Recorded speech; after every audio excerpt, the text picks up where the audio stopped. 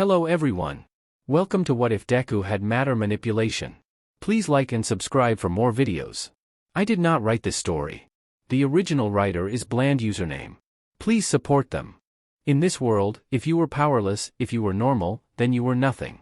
Everyone had something that made them special, stand out, be unique, and if you didn't then you were overlooked or ignored. Izuku reached out with his hand and pulled as hard as he could, causing the All Might figure to lift and float right to his hand.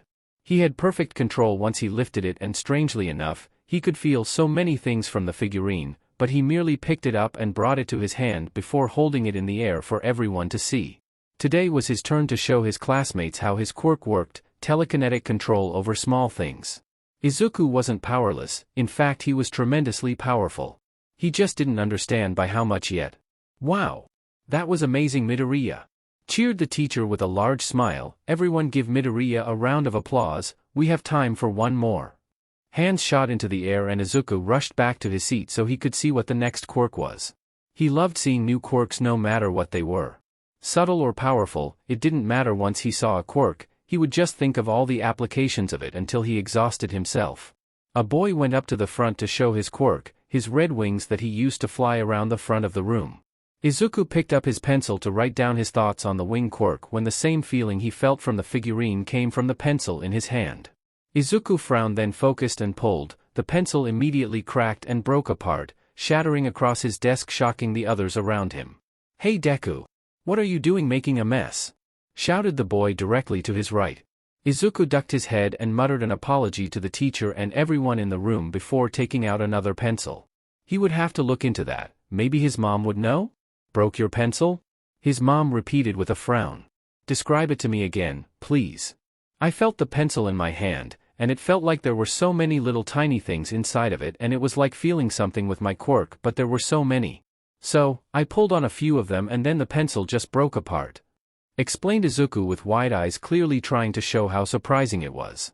Midoriya was a young and attractive woman, standing a bit over 5 feet and having long green hair pulled into a ponytail. She was a well-educated woman and loved her son more than anything else in the world. As she looked down at him and his shocked little face, she got a feeling, nothing bad, just a strange feeling that nothing would be the same after today. They were scheduled to register his quirk, but that entailed a doctor's visit, and she knew they would be able to help him understand what he did with the pencil. "I'm not sure, honey, but the doctor will be able to help," she said before smiling. "I hope you've thought of a name." Izuku jumped with a wide grin. "Of course. It'll be like yours." Laughing, she grabbed his hand and led him out to their car. The doctor hummed as he wrote down his findings. Quirks generally have 3 paths they can follow: combining, where both parents give their child a piece of their quirk; mutating, where something completely new occurs; and finally enhancing, where the child inherits a stronger version of one of the parents. You see any of these all the time, and I believe young Midoriya here has a stronger version of your quirk. Inko looked at Izuku in surprise. "Just what is his quirk capable of?" "Well, that's the thing, we don't have some way of perfectly telling you. But from some tests we ran with young Midoriya here, we can confirm that he can perfectly control what he grabs with his quirk. No trembling, no shakiness, it goes where he tells it with no problems, unlike yours, which seems to be just attracting small things to you," explained the doctor with a curious tilt to his head. Although he seemed to have a very low weight limit, merely 5 kilograms, which is one of the weakest I've seen of telekinetic quirks, even just starting out. Usually it is how much they can physically lift or their weight or something like that. Izuku drooped at hearing that. "Does that mean I can't be a hero?" The doctor looked at him with a raised eyebrow. "Kid, there's no telling, you're still only 4 years old, so it would be pretty dumb to decide something like that right now. Quirks are like any other muscle, the more you use it the stronger it becomes." Perking up at that, Izuku smiled. "So my quirk can control really small things that dash." The doctor quickly looked up at that. "Really small?" "Of course." Both Midoriyas looked at the doctor with surprise as he shot up and ran out of the room. "Is that good or bad, Mama?" asked Izuku with a tilt of his head. Inko chuckled nervously. Personally, she couldn't imagine a doctor running from a patient as a good thing. "I'm sure it's fine." But she wouldn't worry her son. A moment later the doctor came back with a glass of water. "Oh, you were thirsty?" nodded Izuku, getting a chuckle from the doctor. "Not quite," he said before handing the glass to Izuku. "Not to drink, it's for your test." Again, both Midoriyas looked at the doctor with confusion. "I might have an idea on your quirk. I want you to tell me what all the little things feel like and if there are different ones, anything you can tell me," explained the doctor while picking up his clipboard. Izuku nodded and put both hands on the glass. He could feel countless little things making up the glass, but when he reached the water he felt just as many, but there were two distinct things that made up the water. He kept feeling around, up until it got too confusing and he stopped. There are a lot of really small things that make the glass, but it's like they are stuck together. I'm sure I could move them apart. There are two different things that make the water, but if I really focus there are even more, even smaller things," Izuku said with a frown, still not understanding what everything meant. "The water, try and pull one of them away," the doctor urged with a glint in his eye. Doing so, Izuku felt the same thing he always did with his quirk. Once he grabbed it, it was his to control. One of the two things making up the water was pulled, and the water slowly began to vaporize from the cup, not even leaving a dampness in the glass. Izuku looked surprised, Inko looked shocked, and the doctor had a massive grin on his face. "Last test, this will be hard, put them back." Izuku frowned and reached, but it was hard to find the two things he just separated, but he found a very small amount of them and pushed them together. After almost a minute of focus he made 3 small water drops at the bottom of the glass, to which the doctor shot forward and took the glass. "Marvelous. Astounding. Truly, my boy, you are a marvel. Do you have any idea what you are capable of?" The doctor's surprised and ecstatic shouting echoed off the walls of the small room, making the Midoriyas wince. "I played with the water?"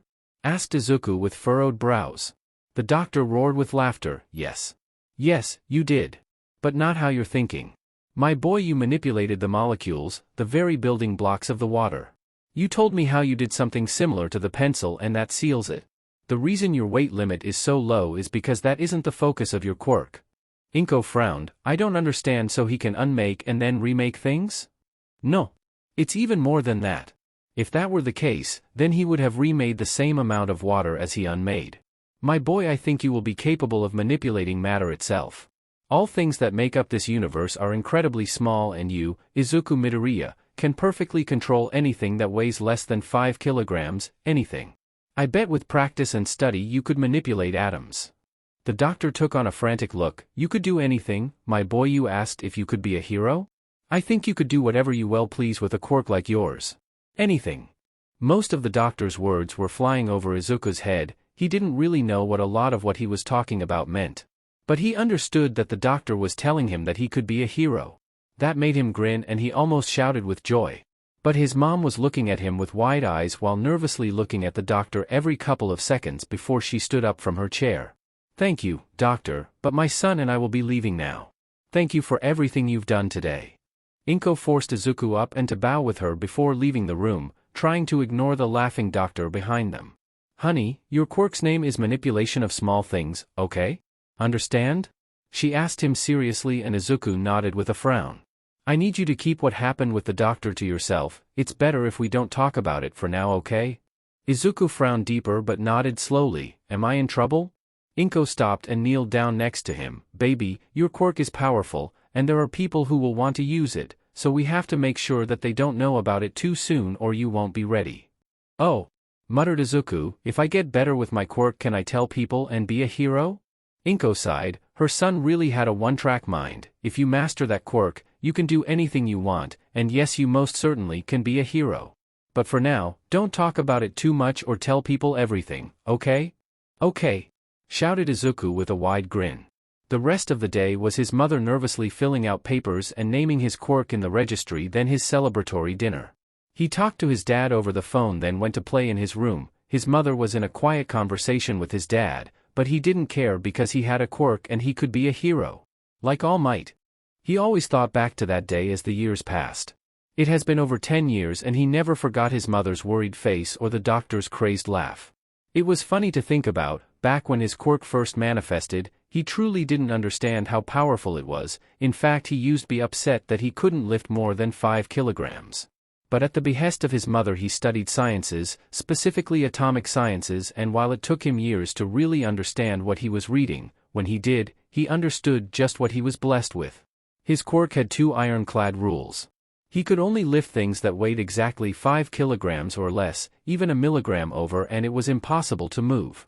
His range of control started at just 5 meters, with training he's increased to 11 meters. However, the further out the less fine of control he has. Other than those two rules he hasn't found a single limitation, and he has done some wild things.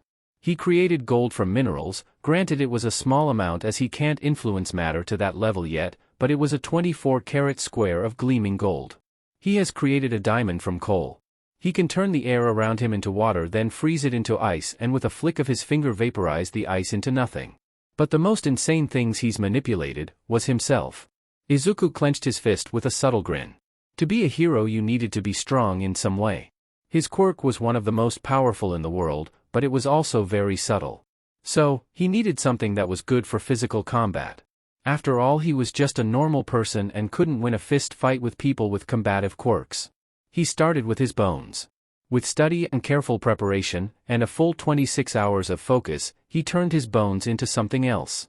They were far more durable but even more streamlined. He took inspiration from carbon fiber and titanium, compacting the building blocks of his bones so tight it would take something incredible to even crack a small one. From there he went to his muscles. Denser, each and every fiber being better than the absolute peak of a normal person. He could lift tons. His thoughts moved throughout his body. While he only finished his muscle manipulation and enhancements last week, he was looking at what else he wanted to change. He has been studying the human body extensively, and he was looking at his senses. See further, process faster, hear even better, and so on. If he could do that, then he would be set. He had a powerful and adaptive quirk, and his body wouldn't be vulnerable like most emitter types. But perhaps the most incredible thing he's accomplished with his quirk is how he's able to heal. Any injury to himself he can stitch back together instantly. He could heal well enough to remove scars and recreate blood and tissue, so as long as he could focus, he could heal. His mother was right all those years ago. His quirk was powerful, and he could see how people would want to use his gift for themselves. Settle down. His teacher shouted over the rowdy class, bringing him from his thoughts. I know that all of you are excited, but we need to talk about potential high schools. Ah. Who am I kidding? You all want to go to the hero programs. The class roared at that, and Izuku chuckled to himself. He found the energy infectious and couldn't help grinning. But before anyone could really say anything, an explosion sounded off. Now don't you go lumping me in with all these extras, shouted an arrogant voice to Izuku's right. I've got top scores, the best quirk to come out of this shithole of a school, and I'm destined for UA. The voice belonged to Katsuki Bakugo, his former friend turned class asshole. Many of the class booed his words for calling them extras, while Izuku just rolled his eyes. Bakugo was too arrogant for his liking. He was a promising hero candidate, but he didn't have any real chance of being number one. No one would ever like him that much. The teacher nodded lazily. And it would seem like Midoriya also applied for UA. Izuku nodded. I aced all the mock tests too, and I'm very confident that I will pass, he said with a smile. Most of the class didn't know what to say to that. Many of them knew he had a telekinetic quirk, but not the extent of it. Many have never even seen him use it, but they knew he was smart, so if he was confident, then all they could really do was shrug. Except for one student. What? Roared Bakugo, jumping from his desk. Deku, you think you can just apply to UA? Trash like you should just stay out of my way. You hear me? I'm the only one who'll get into UA. He got up to rush his desk, but Izuku just ignored him. The teacher was quick to get the room under control. Bakugo, get back into your seat. No quirk usage at school, you know that. Reluctantly Bakugo sat back down but was glaring at him pretty hard. Izuku just ignored him as best he could while writing into his hero notebook. Class ended after a while, and right as Izuku was about to walk out of class, he was grabbed by the shoulder. Looking over, it was by his long-fingered classmate whose name he couldn't remember. The fat flying one was next to him while Bakugo stepped in front of him. Rolling his eyes, he looked at Bakugo while slapping the hand off his shoulder. What do you want, Bakugo? I have to get home, he asked with a frown. Bakugo actually snarled at that. I'm warning you now, don't apply to UA. I don't want my greatness pulled down by your pathetic existence. He raised a hand and set off a few firecracker pops for intimidation. Izuku looked at the hand before tilting his head and raising his own hand. Focusing intently, he molded the building blocks of the universe, creating what he needed, changing and creating a substance for this singular purpose. Barely 15 seconds passed before similar pops and cracks exploded off of his palm, mirroring Bakugo. Did I do it right? Izuku asked with a raised eyebrow. Nitroglycerin, right? I think I did it right. If that's all, I'm going to go. The look of shock on Bakugo's face was enough that Izuku could brush past him with no trouble and leave the classroom. If he were honest, that was one of the most liberating things he's ever done. Only 3 people besides himself really knew what his quirk was, and he's been extra careful not to show it off. Now that he was older and stronger thanks to his self-enhancements, he wasn't scared to flex a bit. Not to mention pushing back against Bakugo was a nice feeling. The boy was just too arrogant for his liking, too different from the Kaken that used to be his friend. On his way home he thought about his plans for UA. The test was in a bit under 10 months and he needed to be ready for anything. Maybe instead of neural enhancements he should focus on defenses and functional processes like organ efficiencies. It would be delicate, but it was doable. Walking under the underpass, Izuku didn't notice the sewer grate open behind him as a green sludge poured from it. A massive amount of green sludge surged forward and enveloped Izuku, trying to sink its body into him. A nice invisibility cloak. Stop squirming, it'll go faster. The sludge growled as it tried to take him over. Izuku glared at the sludge before reaching out with his power, and the molecular forces bent to his will. Before the sludge knew what was happening, his body was frozen in place, allowing Izuku to brute force his way out with a flex. Izuku grinned down at his body. If that wasn't proof enough of his strength, then he didn't know what was. Oh yeah, I can be a hero, he muttered to himself with a grin as he clenched his fist. I'll say. A voice boomed from behind him. You made that look easy, young man. That one even gave me a bit of trouble. The booming voice said with a laugh. Izuku spun around with a look of shock and awe. His idol was standing in front of him. All Might. I never thought. What are you? What? Izuku's brain shorted out as he stared at the grinning face that he's looked up to since he was capable of thought. Young man, I have to say that was some impressive work. You didn't panic and saved yourself. Why, if more citizens were like you, then we heroes would be out of a job. Praised All Might with his signature grin. Getting himself under control, Izuku took a deep breath. Thank you, All Might. I didn't know what was happening. He just tried to take control of my body and I broke free because I didn't want him to. He finished lamely. He knew that he would potentially be in trouble for using his quirk on someone. Self-defense or not, the laws were kind of ridiculous when quirks were involved. He calmed when All Might just nodded in response. All Might looked over at the villain with a hum. Well, I have to say I don't know how to bring him in when he's a block of ice. I don't want to kill him, and he doesn't look too solid. Izuku perked up at that. I can undo it or harden it if you'd like.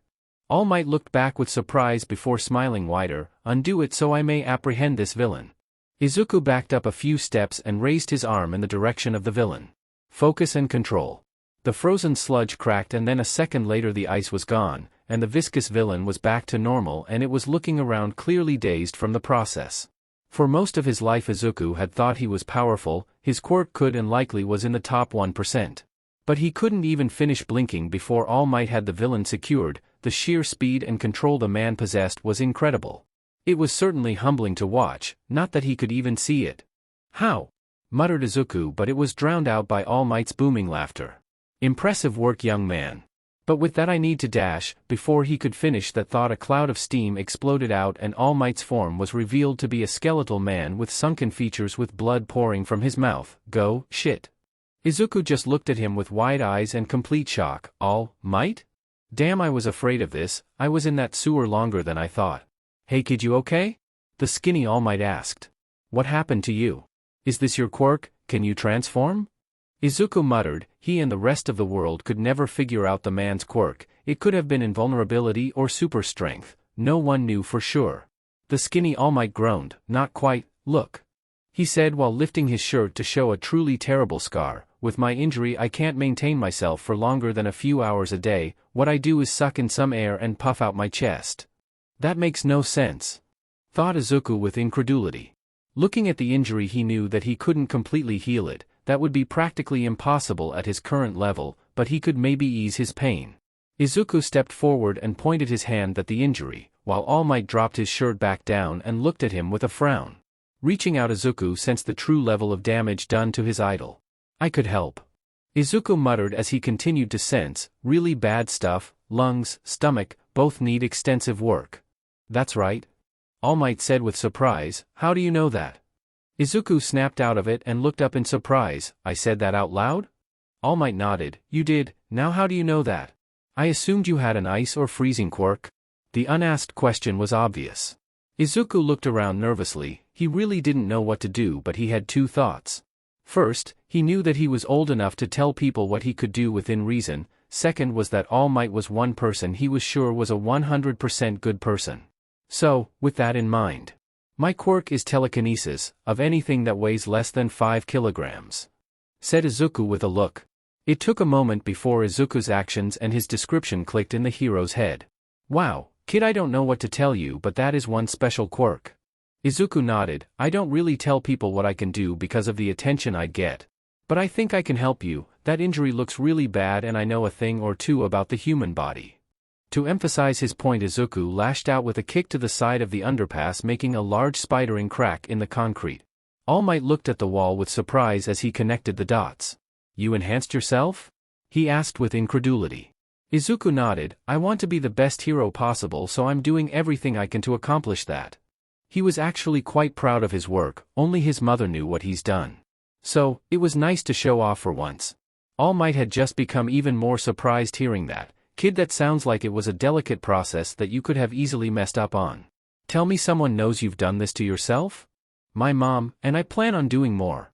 But anyway, I can help you if you'd let me. Izuku said with a large smile on his face. Just the thought of helping his idol would make his year. No. His whole life. All Might shook his head. I think I'm going to have to pass on that for now, young man. But I'd like to know your name. Izuku blushed at having realized that he never introduced himself to his idol. Oh. I'm sorry. My name is Izuku Midoriya and I will be a hero. I plan to go to UA. I have a feeling you will. All Might said with a grin. Good luck and work hard. I'm sure you'll make a fine hero one day. The two parted ways on a good note, All Might taking in the villain and Izuku having a story for his grandchildren.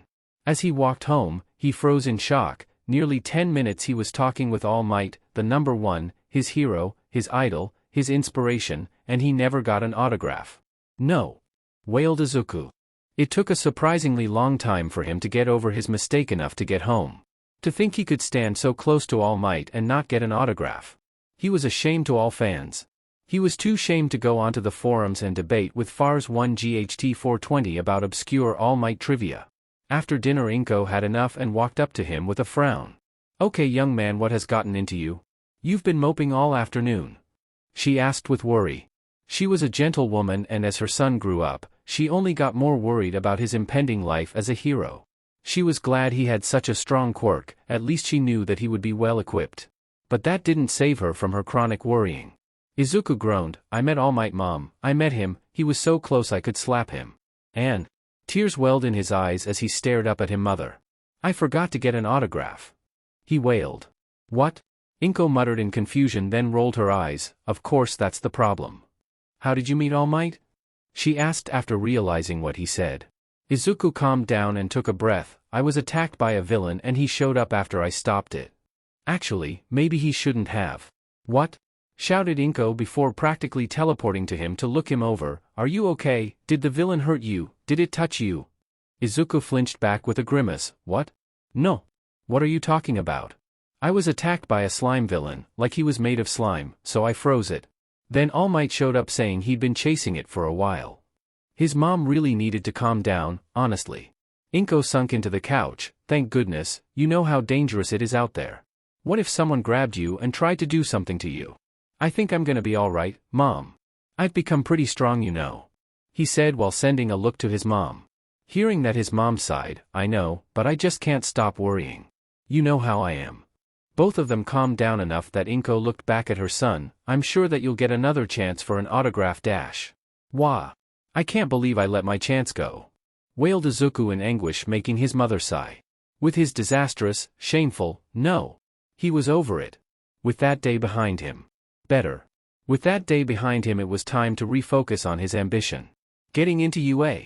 He had a little under 10 months to prepare himself, and he had decided on something that he overlooked in his years growing up. Fighting experience. While he didn't plan on becoming a street brawler type, he couldn't overlook the fact that he had strength greater than some minor strength-enhancing quirks, and he needed to learn to control it. After school he was going to look into a dojo, or training club, or whatever was out there that could help him. In the meantime, he had class to deal with. With class came Bakugo, and with Bakugo came. Izuku flinched back as a loud explosion came from right behind him. He didn't feel anything, but it was very loud. Turning around he glared at Bakugo. "What do you want? Can't I go to class in peace?" he said with a frown. Honestly, the guy was obsessed with him. "Deku," he growled, "what the hell was that yesterday? You think I didn't notice what you did? You copied me, my quirk, you lied about your quirk, didn't you? You think you can look down on Dash? I'm going to stop you right there." Interrupted Izuku, getting actual steam to come out of Bakugo's ears in his anger. "You have to realize that I don't have to tell you anything, right? You're not my family or friend. You know that, right? It's very important to me that you realize I don't owe you anything." Izuku didn't bother correcting him about his quirk. Honestly, let him think what he wants. But really, did Bakugo think he was supposed to tell him every little thing about his life and ask permission about things? He was delusional if he did. "Did you just interrupt me, Deku?" growled Bakugo while reaching forward with crackling palms. "It's time you understand your place, you useless piece of trash. I'm the only one who'll dash." Izuku slapped away the hand and pushed past him. "I don't have time for this." The bell for class rang and Bakugo realized that he needed to get to class himself and put down his hands with muttered threats under his breath. Sitting at his desk, Izuku hummed to himself while looking through his notebook, specifically the one about his quirk. So far, he was capable of many things, but time was the issue. New things took longer to do, so he started practicing changing different things or creating things so that he could do them quickly. So far, water was what he was fasted with.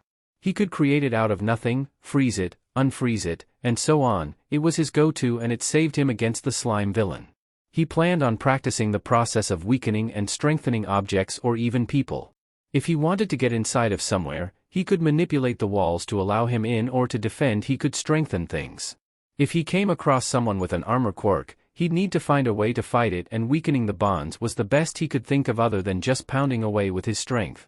Next he was going to work on creating objects, which was going to be very difficult. To create something from essentially nothing, it meant that he needed to manipulate atoms to create it from quite literally the ground up. Possible, but just so very difficult. So far, he can create water, but there was enough in the air that it wasn't too hard. He's also made sand and wood from nothing, but both took a lot of focus.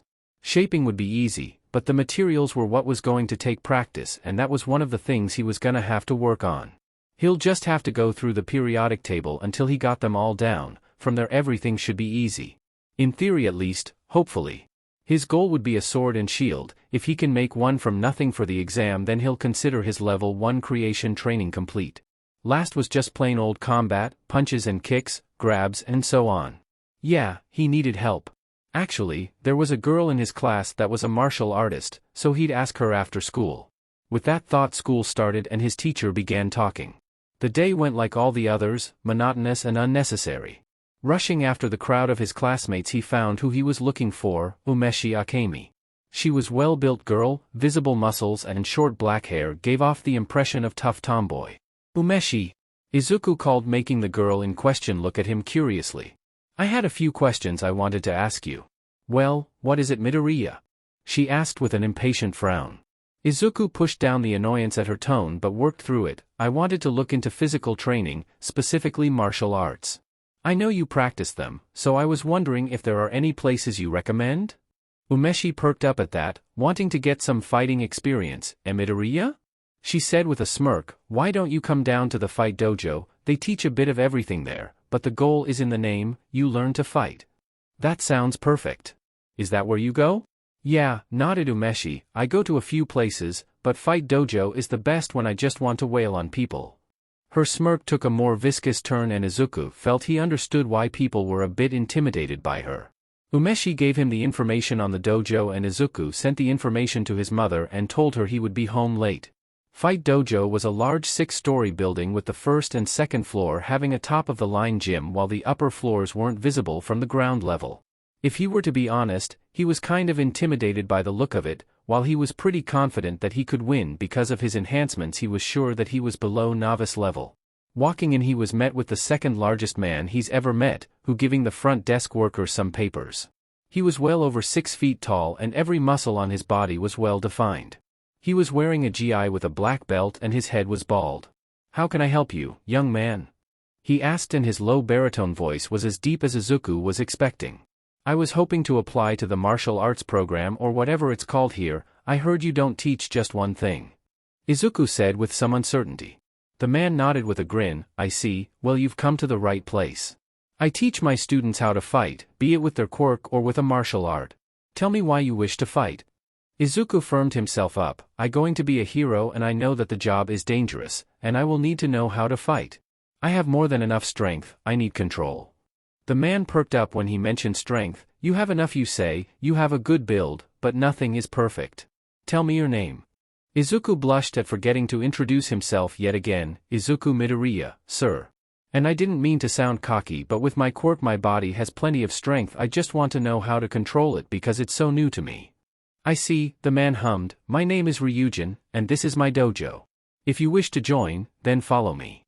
Ryujin didn't leave time to say anything and Izuku rushed to follow him towards the central stairs. They walked up to the second level where a lot of machines were being used by people working out as they continued up to the third level. This was a more open floor with lots of mats and people with GIs sparring with each other. This is the beginner floor, I will pair you up with someone to test you, said Ryujin while gesturing to another boy. You don't have a GI but remove your shoes and whatever you feel is too restricting. Izuku threw off his red shoes and took off the outer part of his school uniform leaving a white undershirt. He'll leave the pants since he didn't want to fight in his underwear. Honestly, he could easily change his clothes, but he wasn't too keen on drawing attention to himself just yet. Stepping into the center mat, Izuku limbered up trying to mimic some of the others who were doing stretches. Good thing about his enhanced bones and muscles was that they were always primed and ready no matter what, but everyone else didn't know that. Ryujin stepped in front of him. You will be sparring with another hero applicant, he is new to this place like you. Kaminari Denki, come forward. From the crowd of people, a blond boy walked forward. He didn't look cocky, but he was confident.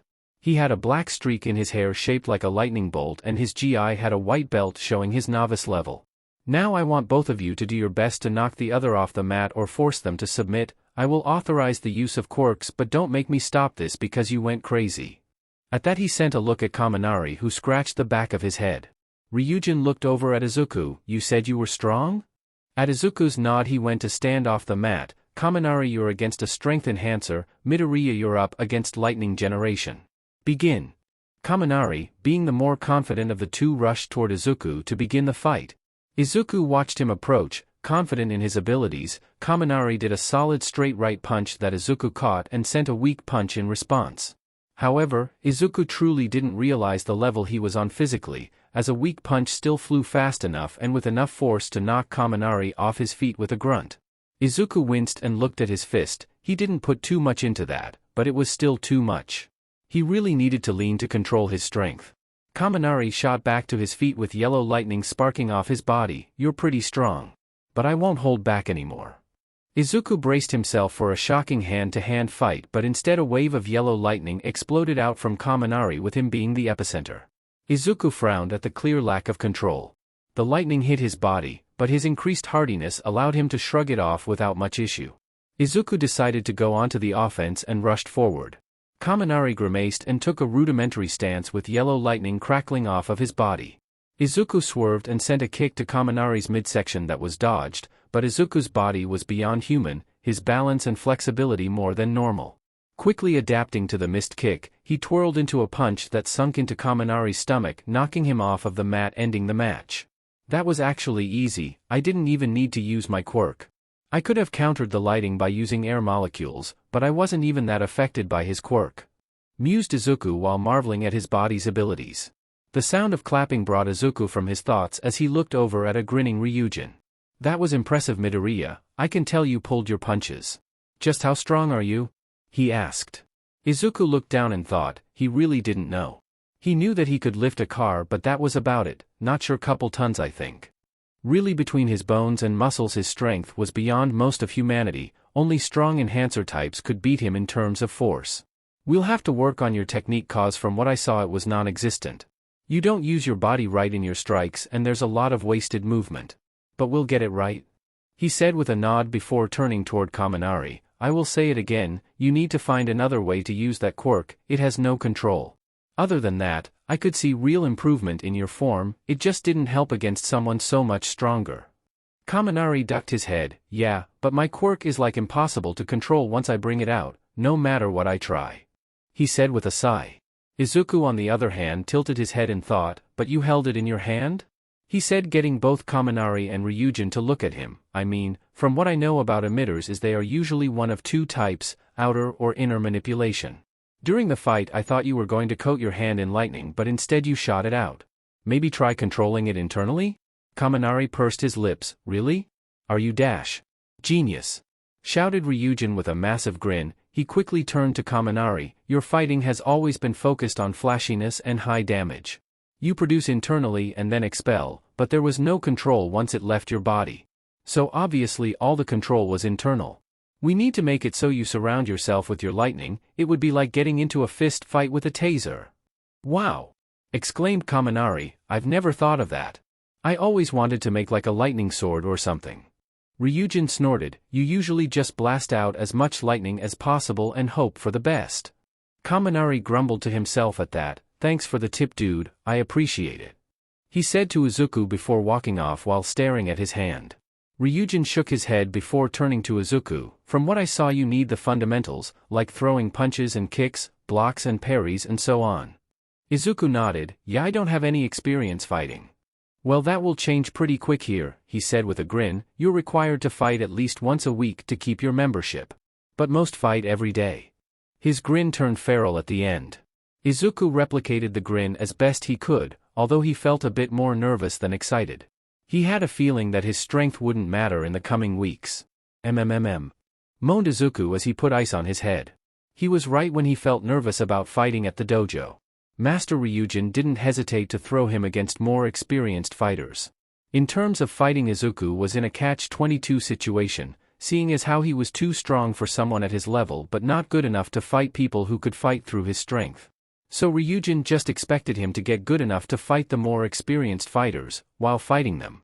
Even if he was thrown to the ground every 5 seconds. Even if his poor head was throbbing for the whole training session. Oh well, he'd overcome this like he will everything else. It was hard for now, but he was training and getting better with every fight. Even if it wasn't too noticeable.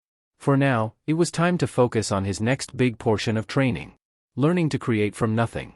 His quirk was capable of damn near anything, but the problem was that he was in complete control. Quirks that can make things usually went off the imagination of the user, meaning that all the tiny little details were skipped over, but with that came limitations. Like Pixie Bob of the wild pussycats who could manipulate Earth to an impressive degree over a huge range. But she could only manipulate Earth and couldn't produce it. Not his quirk. Matter manipulation was incredibly precise and left everything to the user, i.e. him. With that meant that he could do anything, but it also meant that every little detail was up to him, which meant things took a lot of knowledge and focus. With time he would get better at doing things, but at the moment if he wanted to do something intricate, he had to be careful or it flat out wouldn't work. So, with that he was going to memorize all the elements of the periodic table. If he could make them seamlessly, then he had a large part of the building process out of the way. But even one element would take a while to master. Lots of upfront work, but the payoff would be incredible. So, with that in mind, he needed to study the makeup of every element, then go from there. Hydrogen and oxygen were already well under his control, so he had 2 down. First, he would learn iron, then titanium, silver, gold, then finally tungsten. He could only produce 5 kilograms worth of material at once, but he could manipulate anything once it was created. Also, he didn't plan on making a massive sword and shield anyway. But they would be damn near indestructible, maybe some armor plating that he could form around himself at a moment's notice. Although, seeing Kaminari use his quirk made him realize that he was within the realm of creating elemental reactions. He could easily see himself making a bolt of lightning, a stream of fire, or a pressurized air cannon. Again, it would be delicate and would take a lot of practice, but it was doable. So, with that, Izuku sat on the floor of his room and researched the first metal element he wanted to make. The atomic makeup of iron consisted of 26 protons and 30 neutrons, which would be bound by 26 electrons. Writing it out then drawing it on paper gave him a better picture of what he was doing. After about an hour of study and drawing, he was ready to try. He could feel the building blocks of the universe answer his call, moving thousands upon thousands of micro-sized objects. He made many errors, being fractions of a fraction of a fraction of a millimeter off, causing one of them to fail, causing him to fix the surrounding atoms, but it wasn't too strenuous. With every completed atom he got a tiny bit faster and a tiny bit more precise. 15 minutes. It took 15 minutes, but after all that time, he made a milligram of pure iron. As he made it himself from literally nothing, it had no impurities. It was a tiny perfect sphere and it rested in the palm of his hand. He did it. He created it from nothing. He may have just realized how incredible of a quirk he had. Altering himself, that was awesome, but it took years of study and prep just to make himself as strong as an enhancer, and granted he could heal, but so could so many. But this, he made something from nothing, just focus. He could do anything. Wow. I need to lay down, thought Izuku. Iron was possible, which meant every element was possible, which meant anything was possible.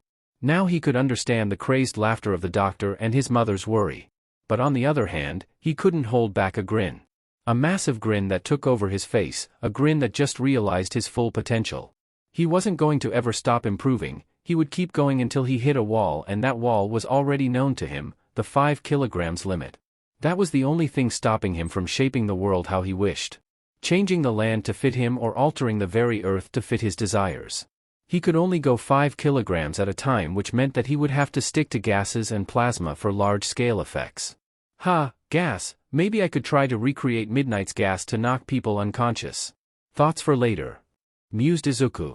Okay, it was time to work through how that went. He already had a few thoughts. First, the amount of focus it took for 1 milligram of iron was more than he expected, which meant he needed practice and a lot of it. Second, the strain on his head to focus that intently was enough that he was kind of tired. Though this could be mitigated by neural enhancements through biological manipulation or stamina training. Third, holding his creation in his hand made him realize that it was far easier to mold than something he just picked up off the ground. The small sphere of iron changed to a small cube, then a pyramid without much effort on his end. Fourth, and the most insane of his observations. The creation of matter did not require any input. Meaning he didn't need to give fuel or payment to create, he just did it.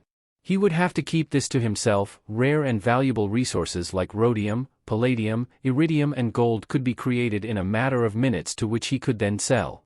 Each of them going for nearly 5 million yen per kilogram, meaning he could make 25 million yen per batch without having to give anything in exchange. Again, he'd keep this part to himself. Making notes of his discoveries in his personal notebook, he laid down on his bed, being careful to keep the ice pack in place. It was 7 months into his training and 3 months away from the UA entrance exam that something insane happened. Izuku was sitting at the dinner table after a hard day of studying, while adding to the perfect sphere of gold floating above his palm. He had already worked through most of the elements that he wanted to be able to create before the exam. These last few weeks he was working on the speed at which he made them. At the moment he could create a kilogram of matter in 9 minutes, and it was a difficult 9 minutes. Not fast enough to be feasible yet, but he was getting there. He could see his goal in the distance. The average sword weights between 1.5 and 3 kilograms depending on the size and make. A shield weighed a bit more, but it was still well under his limit of single unit creation. A couple of loud knocks on the door echoed through the apartment, and he heard his mother rush to answer the door. He could hear voices but didn't pay attention to them as he focused on the floating orb of gold.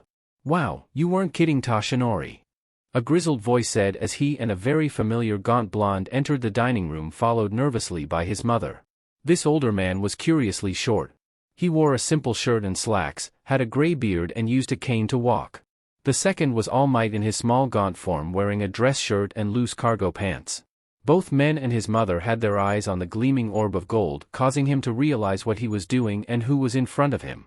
He set the gold on the table and calmly tore through his apartment towards his room. He faintly heard sounds of confusion and his mother's nervous assurances as he grabbed his notebook and rushed back. "Autograph," he wailed as he pushed his notebook into the face of his hero, much to the shock of his mother and exasperation of the small elderly man. All Might nervously stared at the notebook before signing it. Izuku snatched it back and stared at the signature with watery eyes before repeating his earlier frantic movements to put the notebook back. A minute later his two guests were staring at him with bizarre looks on their faces. His mother left to continue cooking and he was calmly sipping his drink, pretending that his earlier actions never happened. All Might cleared his throat and calmed down. "Well, we can just move past that," he said, getting a snort from the old man. "Oh, this is Gran Torino, he taught me back in UA. I came to speak to you about what you said when we met. About the possibility of healing." Izuku nodded. "Yes, I'm not sure if I can completely heal you yet. I don't have experience creating organs, but I can certainly repair anything. Gran Torino interrupted there. Well, Toshinori here didn't tell me your quirk, just that he's been obsessing over the possibility that you might be able to heal him. But from what I just saw, it looks like some sort of telekinesis. Izuku could tell he was asking for an explanation. Also, Izuku felt gratitude toward All Might that he didn't share anything about his quirk with someone he was clearly close to. My quirk can do many things, and rather than give you the runaround, I'll just say it. My quirk is matter manipulation, so I'm not held down by the limitations of a healing quirk. But I'm curious, continued Izuku, why did you turn away my offer back then? Also, why is Gran Torino here? Not that I mind it, more curiosity than anything. Well, started All Might with a cough, I wasn't about to trust someone with a potentially dangerous procedure minutes after meeting them. Izuku had the decency to blush at that. Also, Gran Torino is here because frankly he decided to follow me after I told him what I was planning on doing, and he kinda does whatever he wants. The last part was said with a nervous grimace. But All Might continued before Gran Torino could say anything, but I haven't been able to not think about it. For all this time I've been wondering if what you said was true. I looked into you, model student, and you have clear aspirations of being a hero. So, I didn't think it'd be too much trouble to speak to you again. Also, I was a bit worried about you too, young Midoriya. Izuku looked at him in surprise. Why? I don't go looking for villains, that was just happenstance. No, said All Might with a wave, I meant what you said you did to yourself. I was going to ask if you've had a professional look you over? Well, I'm sure started Izuku, but he hasn't, shouted his mother from the kitchen. Izuku blushed and looked away from the two men. Yeah, she's been trying to get me to a doctor to make sure that I'm all working, but I'm sure I'm fine. He shouted the last part toward the kitchen. Also, I don't like to show off my quirk if I can help it. Especially what I'm capable of. What did he do? Asked Gran Torino. Is it crazier than creating what I can only guess is an enormous ball of pure gold? He asked with incredulity. Well, that depends, started Izuku. I altered my body, enhancing my bones and muscles by manipulating densities and atomic bonds. It was difficult, but worth it. Oh, so you're as crazy as Toshinori. Got it. Nodded Torino with a snort, but I will say if he can do that, then I wouldn't doubt his abilities. Also, he doesn't look threatening, so I got what I wanted from this meeting. Izuku looked at him with a frown and raised eyebrow while All Might coughed into his hand. Well, started All Might with a cough, I was going to offer to bring you to a doctor I trust implicitly with all my medical information. She is discreet and won't spread information about your quirk. I was also hoping you could work with her to heal me. He said before quickly adding, as best you can, of course. Izuku nodded, and he could practically feel his mother telepathically telling him that he needed to see this doctor for a physical anyway. Okay, I'll go along with that. Who is it? All Might's grin spread through his whole gaunt face, and Izuku could feel the gratitude from the man. If he were honest, it hurt to see his hero in this state, so that was just fuel to his desire to help him. Excellent! All Might exclaimed, if you're free we can go tomorrow.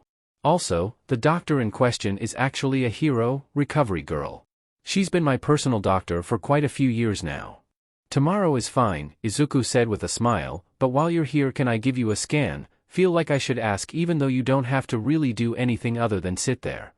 Gran Torino looked interested while All Might gave him the go-ahead. Mentally reaching out, Izuku felt through All Might's body for all injuries and ailments.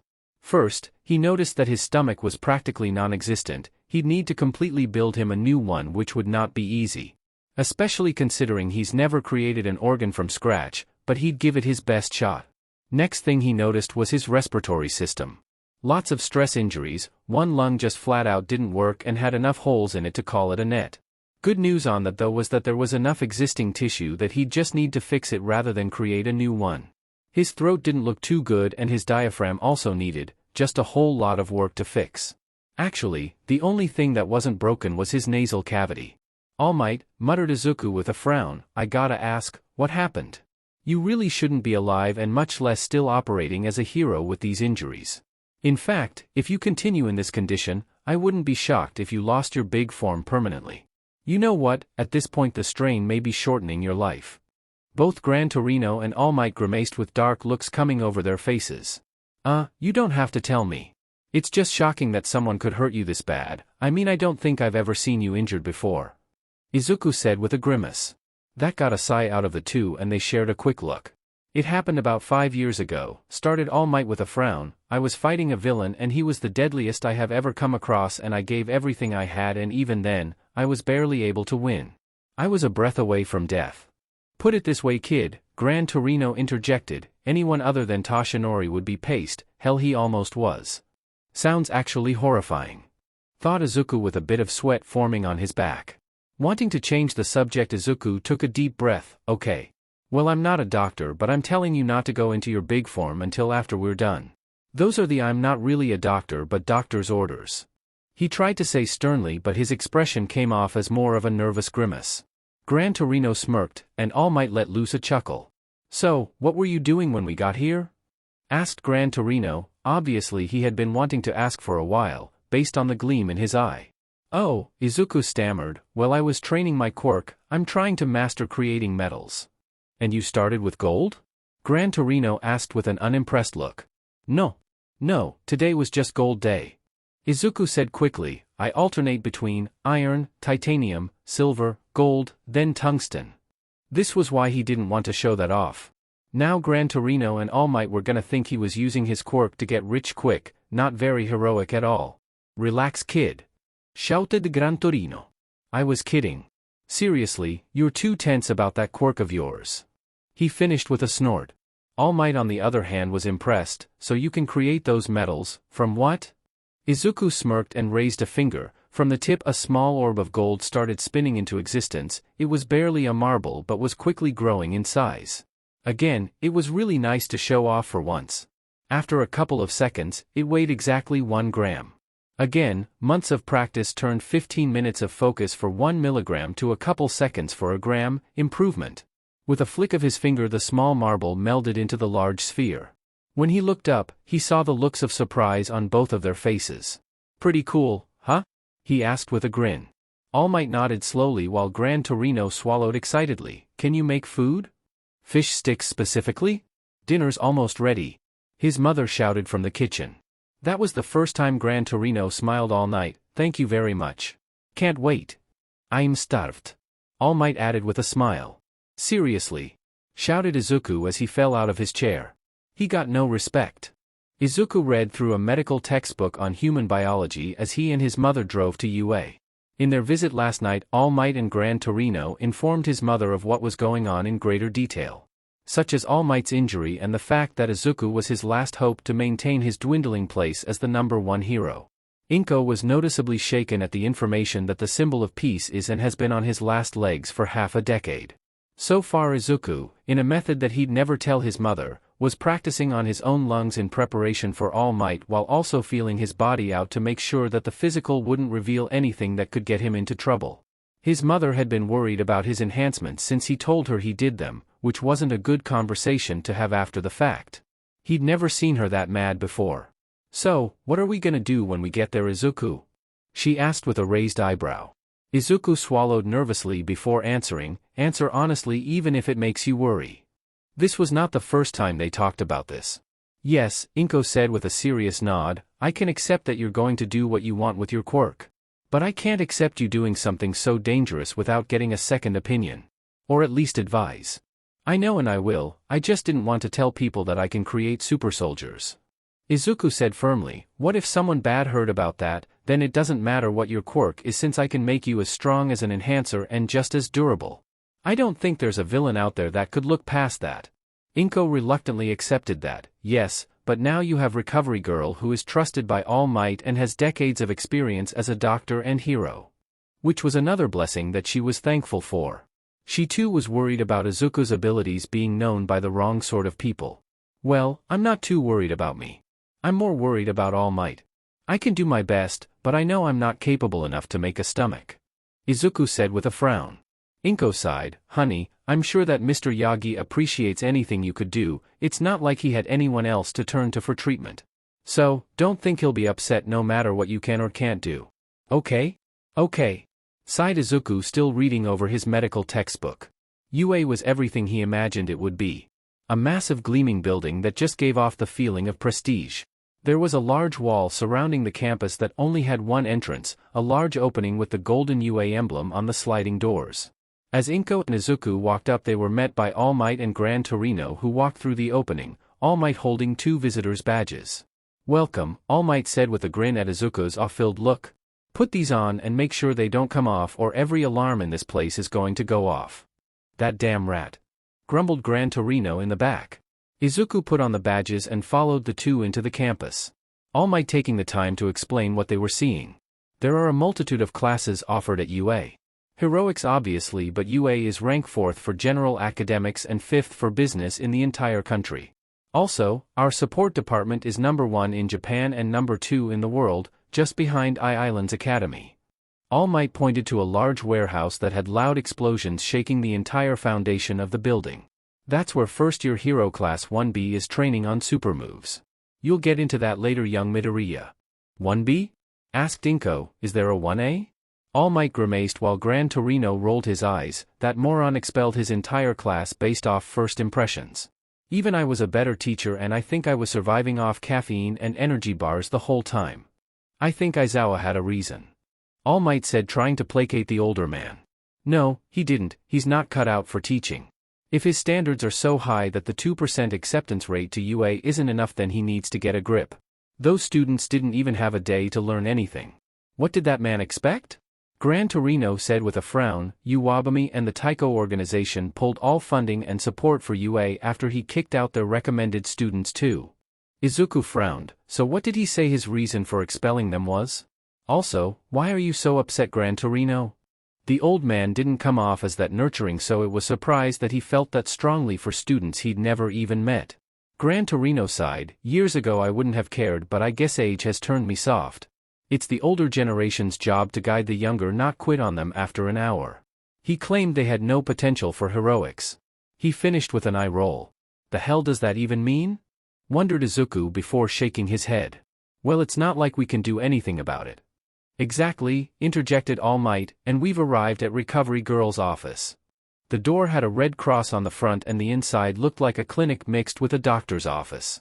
Recovery Girl was a small elderly woman, even shorter than Gran Torino, and had a pink hero suit that looked like a nurse's uniform with a lab coat over it.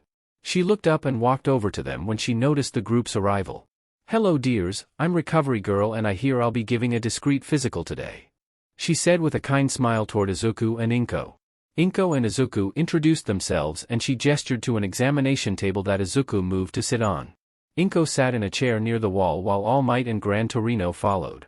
"So, I'm told that you need an X-ray and full physical, can you tell me why?" she asked while listening to his heart and lungs. Izuku took another deep breath as she listened. "My quirk lets me manipulate matter, I used it to enhance my body. My muscles and bones are stronger and denser than a normal human." Recovery Girl narrowed her eyes and continued to listen. "Yes, that would make sense," she muttered before moving to her next test. 15 minutes later, a very irate Recovery Girl was looking over her notes while Izuku fidgeted nervously as his mother waited for the declaration that he had a terminal illness. "Young man, I have to say that you are the most foolish boy I've ever met, and that includes All Might and the many problem students I see every day," she growled as she smacked him with her cane. Izuku grimaced, not from the pain, but from the tightening of his mother's fist at Recovery Girl's words. She continued without pause. "If you were even 1,000% off, you could have crippled yourself. Altering muscles affects your nervous system, which can then affect quirk usage." After saying that, Recovery Girl sighed tiredly and sat in her rolling stool. "That being said, you did everything, somehow, perfectly." Izuku beamed and looked at his mother, who looked like she could fly from the weight lifted from her shoulders, and that made him smile even more. "I told you, Mom," he said with a smile, "I spent years prepping before I did it." "But," cut in Recovery Girl, making Izuku duck his head, "your body isn't suited for the enhancements, there's no immediate issue," she said to Inko before she could start worrying. "But if you wish to continue enhancing yourself, then you must make sure your organs can withstand the strain." She continued, "People with enhancement quirks, strength or speed or what have you, have enhanced physiology to keep up with their power. Like their lungs can take in more oxygen and their heart is stronger. You have the organs of a normal non-enhanced person with the muscles and bones of an enhancer. You added quite a bit of weight due to the bones and muscles changes, so it takes more energy to move. If you acquired that kind of weight naturally, like through training, then the rest of your body would have grown to acclimate." Izuku frowned. So my organs, specifically lungs and heart, are under more strain? That was news to him. He didn't feel weaker. Not too much. I'd say that you wouldn't notice until you were put through an intense stamina training session. That being said, you will tire faster than an enhancer who can keep up with you, and you may suffer consequences if you continue to build yourself up. With that said, Recovery Girl set aside her notebook. I'll give you the clean bill of health, but I would urge you to come to me after any more changes to your body so that I can make sure everything is working properly. Izuku nodded. Of course, my biggest fear with going to the doctor was people finding out I can enhance others and that putting a big target on my back. It had been eating away at him for years actually, which is why he never said anything about it to anyone until recently. If a villain or someone with less than good intentions learned of it, then not only would he, but his mother too, would be in danger. That I understand, Recovery Girl said with a tired sigh. When I was young, the government assigned protection to me so that I wasn't kidnapped for my quirk. I was one of the most powerful healers back in my day. Really? Izuku asked incredulously, although he supposed that made sense. She was old enough that quirks were only about century and a half old, so she could have been one of the first healing quirks. That would have indeed made her a target now that he really thought about it. Oh yes, back when I was young there weren't any heroes that had a healing quirk. I was the first. She confirmed. Recovery Girl quickly moved on. Now enough about that. She gestured for All Might to come over. I don't want to allow this, but I am going to have you work on All Might. Now, I want you to walk me through your process. Tell me before you do anything. All Might laid on the examination bed and went to remove his shirt. You don't have to remove your shirt, my quirk works through that, said Izuku with a slight grimace when he saw the wound again. Recovery Girl shook her head. I need to be able to monitor what's happening and I can't see through a shirt. Understood, Izuku said before taking a breath and spreading out his senses. Inko walked over. I'm going to wait outside till you're done, don't want to distract you. Izuku frowned as he turned to her. Actually, you might want to just head home. My bone enhancements took 26 hours to complete. So even while this isn't as extensive, it will still take a long time to finish. That was news to everyone in the room. You kept focus on something that precise for over a whole day? All Might asked in shock. When did you do that? Shouted his mother. She would have remembered her son not moving for over a day. Izuku rubbed the back of his head. It was about a year ago when you went to visit Dad. I had the weekend to myself. He turned to All Might. I had to prepare myself ahead of time, but I was so busy that I didn't have time to think about how long I was working. It also helps that I wasn't creating anything new, merely altering and changing what was already there. My bones still operate and will grow like normal, they are just tougher. Mollified, both All Might and Recovery Girl went back to what they were doing, while his mother moved over to him. So, this could take a long time? Inko asked with a frown. Izuku nodded. I'd rather be surprised at how quick it goes than have you wait for a long time expecting it to be done fast. While healing was far quicker than enhancing, as he was just influencing and moving things around to speed up the body, he would have to do a lot of work on All Might's lung before any of that was possible. Inko nodded and Gran Torino walked over to her. I'll take you back to the entrance, this place can be like a maze. After wishing them luck, both Inko and Gran Torino left, leaving Izuku and Recovery Girl to prep for the procedure. I will be starting with the less affected areas, larynx, trachea, and left main bronchus. There isn't too much work that needs to be done there, I just need to give them a push to start healing. Izuku informed, with Recovery Girl pulling up pictures and scans of the mentioned areas. Then I will focus on his diaphragm, that needs the most work from me due to all the scarring, but it is still less severe than his left lung, that's basically a net. Recovery Girl made notes and put on a pair of gloves. She wasn't going to be doing anything, but she wanted to be ready in case something went wrong. What about all the scar tissue from his surgeries, won't that be in the way? Oh, not at all, smiled Izuku, that's all his skin. It'd be difficult if it were artificial grafts or something else, but since it's his DNA, I just have to rearrange it so it looks normal. Removing scars was the first thing I learned how to heal. Now Izuku wondered how he was going to be able to say this next part. It wouldn't sound nice, but he needed to tell them. While I'm working, I can't have anyone distract me. I can't lose focus, or I may hurt you. So, once I start you can't interrupt me unless it is truly dire, said Izuku with a firm look. That means, All Might, that you will have to lay still and quiet for a while. We can take breaks after each section, but that's the most I'll allow. I would prefer we do the whole thing at once, but that might be unrealistic. Izuku knew that Recovery Girl was already hesitant to do this in the first place, but he effectively told her to back off as he worked. Hopefully she didn't take it personally. Instead of anger he was met with a resigned sigh. I expected as much. She said, there isn't much for me to do in the first place and I'm just monitoring for emergencies and to provide insight if you need it. You're the lead here. Now that that was out of the way he could begin. Unlike the scans from before, Izuku focused completely on All Might's larynx. There was damage, scarring from surgeries and trauma from what he could only speculate was a hammer being shoved down his throat. But as Izuku started mending the tissue, removing all damaged and repairing it through his quirk, he became more confident. He had been worried that his skill at healing his own body wouldn't transfer over due to each person being different. Which in hindsight was stupid. It was still a human body and while it was extremely damaged it was still fixable. Also, he wasn't creating anything from scratch, so there wasn't anything truly beyond him that he would have to do today. As well, the larynx wasn't too damaged, as the surgeries were able to mostly save it. He was able to remove and heal all the damaged tissue and fix the scarring quite quickly. Okay, I'm done, he said with a sigh, shocking the two. All Might's head shot up. You're finished with the procedure? It's only been an hour, he shouted in awe, while Recovery Girl was giving him a shocked look. No, sorry, said Izuku, feeling bad he didn't specify. That was the larynx. I'm done with the larynx. We have a long way to go. Oh, muttered All Might as he laid back down. Recovery Girl sighed tiredly. You weren't kidding when you said this could take a long time. Well, settle in because that was the part that required the least amount of work, stressed Izuku as he cracked his neck. From here we're going to work on the trachea. UA faculty gathered at least once a week, usually on Saturday or Sunday, so no lesson plans were interrupted or rushed to make the meeting. Many of the faculty also had to balance hero work with their teaching schedule, so their meetings were held around lunch on the weekends, so that the early risers or night owls had time to get here. Nizu watched as most of his staff gathered into their meeting room. Vlad King looking exhausted as he just finished a weekend session of super move training, something his whole class begged for. Midnight was looking normal in casual attire as she just arrived from her day off. Lunch Rush, Cementos, Snipe, Ectoplasm, and Hound Dog all arrived in their hero costumes. Bringing up the rear was Aizawa, who was also in casual gear, and present Mike, who was in a business suit for whatever reason.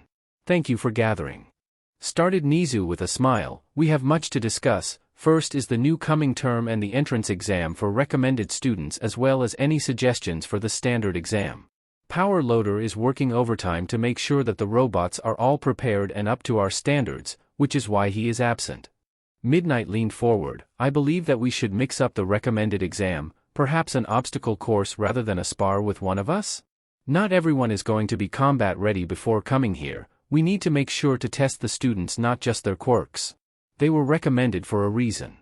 Their previous exam pushed out a recommended student that possessed a student whose quirk allowed them to analyze anything they looked at, not too much for combat, and they lost out for the more powerful offensive quirks. Agreed, added in Aizawa. If we only look for flashy quirks, then we'll have more students with no actual potential. His words got grumbles from half of the room.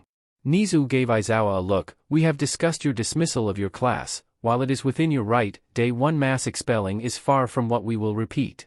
We took a big hit in the media after that. Ectoplasm's deep echo voice sounded. As of now our school could be up for review if Taiko decides to push this. Uwabami at least only talked about it when asked. Now, let's move on from that. Nizu interrupted before the same argument could be had for the 10th, no, 11th time. Anyone want to add to Midnight's suggestion? Snipe raised his hand. If we do an obstacle course, we should add some bots for the lads and lasses, that way it's not just a race. Give them something to look out for, needing to take out a set amount or something. Multitasking is super important, shouted Mike with a grin. Can't have all the little listeners just running, that'll just teach tunnel vision. Growls from Hound Dog. I want to be a part of the interviews this year. Nothing more to add, and Nizu nodded as he wrote that down. Now I think we should move on to the standard exam, said Nizu. The one with the most issue with that exam is always Recovery Girl. Midnight said with a frown. Where is she? Not just Recovery Girl, interjected Aizawa with a tired sigh. Where's All Might? He's not skipping out on meetings already, is he? Nizu smiled hearing that. It was a reminder of what was happening over in the medical area. All Might is undergoing a procedure that should fix his respiratory system. Recovery Girl is assisting, he informed, and took a certain amount of glee in their shock. Even Izawa looked stunned. After all, none of them were in the dark at the level of trauma the number one had, and how he was unlikely to ever be fully healed beyond what had already been fixed. Nizu pressed a few buttons on the pad in front of him and the monitor in the room pulled up a live feed of Recovery Girl's infirmary. All Might was laying on the examination table with his shirt off while Recovery Girl was monitoring his vitals, and most curiously was Izuku Midoriya, who was frowning with his eyes closed and a bit of sweat gathered on his forehead as he focused. "Who is that young man?" questioned Vlad King, the first to speak as the rest were taking in what they were seeing. Midnight grinned, easily sinking back into her persona, one that Nizu hypothesized was her actual persona that she pushed down. "He's a cutie, so focused it makes me tingle," she gushed. "That is Izuku Midoriya," Nizu informed. "He is a young man that All Might met a few months ago, right after he was hired here. He possesses a truly interesting quirk from what I've been able to gather." Which the staff knew meant that he had been spying the entire time. If the procedure goes how I suspect, then All Might should gain a few hours of time in his hero form, Nizu said with a pleased smile. "And the boy," growled Hound Dog, "who is he, exactly? Why is something so delicate being trusted to a child?" Nizu pulled up a file on his personal pad, one he had been building since this morning. "Izuku Midoriya, 15, he lives locally with his mother Inko Midoriya. Has applied for the UA Hero exam in 3 months. Quirk, manipulation of small things. Genius level IQ. Enrolled in the fight dojo as of 7 months ago and has only 3 confirmed wins in fights at the dojo out of 243. He is also under minor level surveillance by the Hero Commission and Japanese government." Nizu's eyes took on a slight manic look as he said the last two. As the faculty made sounds of shock and protest, Izawa narrowed his eyes at the monitor. "How is manipulation of small things capable of healing All Might, who was looked at by some of the best in our country?" At the question everyone else took on curious looks as Nizu's grin spread even further. "That connects to the reason he is under surveillance, minor as it is. Izuku Midoriya at age 4 went to counseling to learn more about his quirk. It was there that the doctor deduced what the quirk was capable of by having him manipulate a glass of water, where he could manipulate the individual molecules. Both the doctor and his mother understood the implications and the appointment ended there. Mrs. Midoriya was smart as she tried to cover for her son, but the doctor was legally required to submit his report to the government when she registered it. Ever since then the government and Hero Commission have monitored him. He is capable of manipulating anything in the universe that weighs under 5 kilograms. The government is monitoring because he is the second Class 1 threat to the world economy, as he is capable of creating whatever he wants if he knows how, such as precious metals or actual currency. While the Hero Commission is lightly monitoring, as is their secret procedure when a child is born with a Class 4 or higher level quirk. This has happened many times, most notably was Hawks, whose wings were labeled Class 4 and he was trained by the Commission personally from age 8. Nizu turned off the monitor showing the ongoing procedure, which by Nizu's count was in its 5th hour. With his ability and control I would have thought he would have applied for the recommendation exam, especially if he knows All Might. Present Mike said without his normal commentator voice. Some of the others agreeing while a discussion was about to start about the boys' abilities or their personal opinions on the Commission's tactics. As fascinating as it was, Nizu needed them to move on. "I believe we were speaking about the entrance exam. I will be speaking with Recovery Girl when she is available." Izawa sighed tiredly. "Unfortunately, we can't change too much with the number of applicants we get every year. The robots and written exam are still the best choice of getting the best applicants." He received several incredulous looks at that. "I'm not saying that they still have any potential, just that it's the best we can do with the hand we have to deal." Izawa clarified, he wasn't going to take back his decision. That last class was atrocious and he stood by it and will until he dies. Nizu wrote down his thoughts before addressing the next issue. "How will we be handling the final exams for the current year?" With that the meeting continued for the rest of the faculty while Nizu continued to monitor the procedure on his personal pad while looking into the Midoriyas through any avenue he could access. They were curious humans, especially the father. He really couldn't find much of anything on the man. How curious. Recovery Girl took a much-needed sip from her water as she looked over at Izuku Midoriya. He was sat in a chair next to All Might in a sort of meditative position, fists clenched, knuckles pressed together as they rested on his lap as his head was down and eyes were closed. She had to admire his focus, nearly 16 hours nonstop. She had been too scared to wipe the sweat from his forehead at first but noticed after hour 6 that he was too focused to notice her movements anymore. The larynx really was telling it how long this was going to take.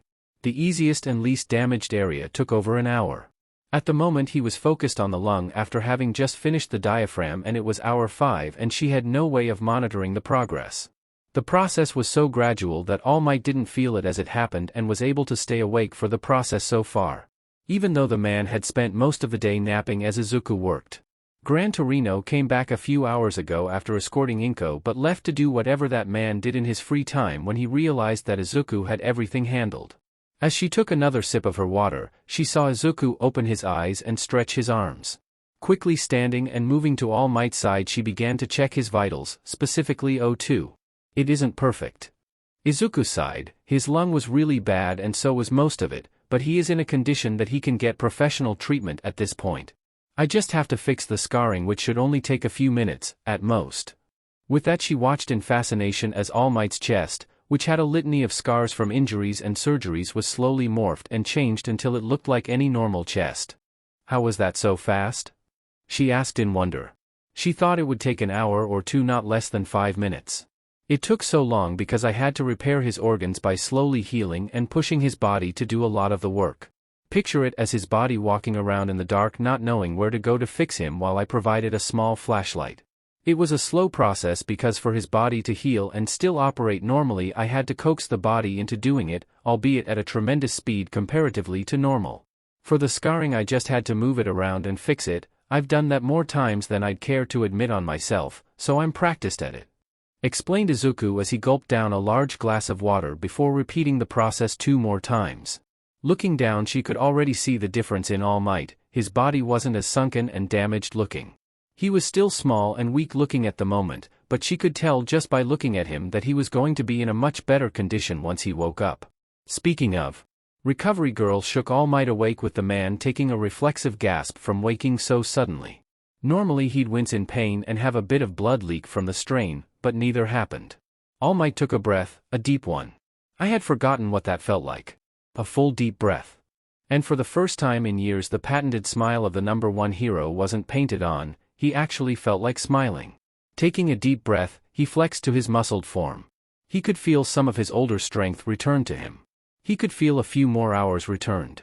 But he knew, as much as it pained him to think about, his body was still too strained to support his quirk like it did pre-injuries. He may have 6 to 8 hours, but he'd still have his smaller form. How do you feel?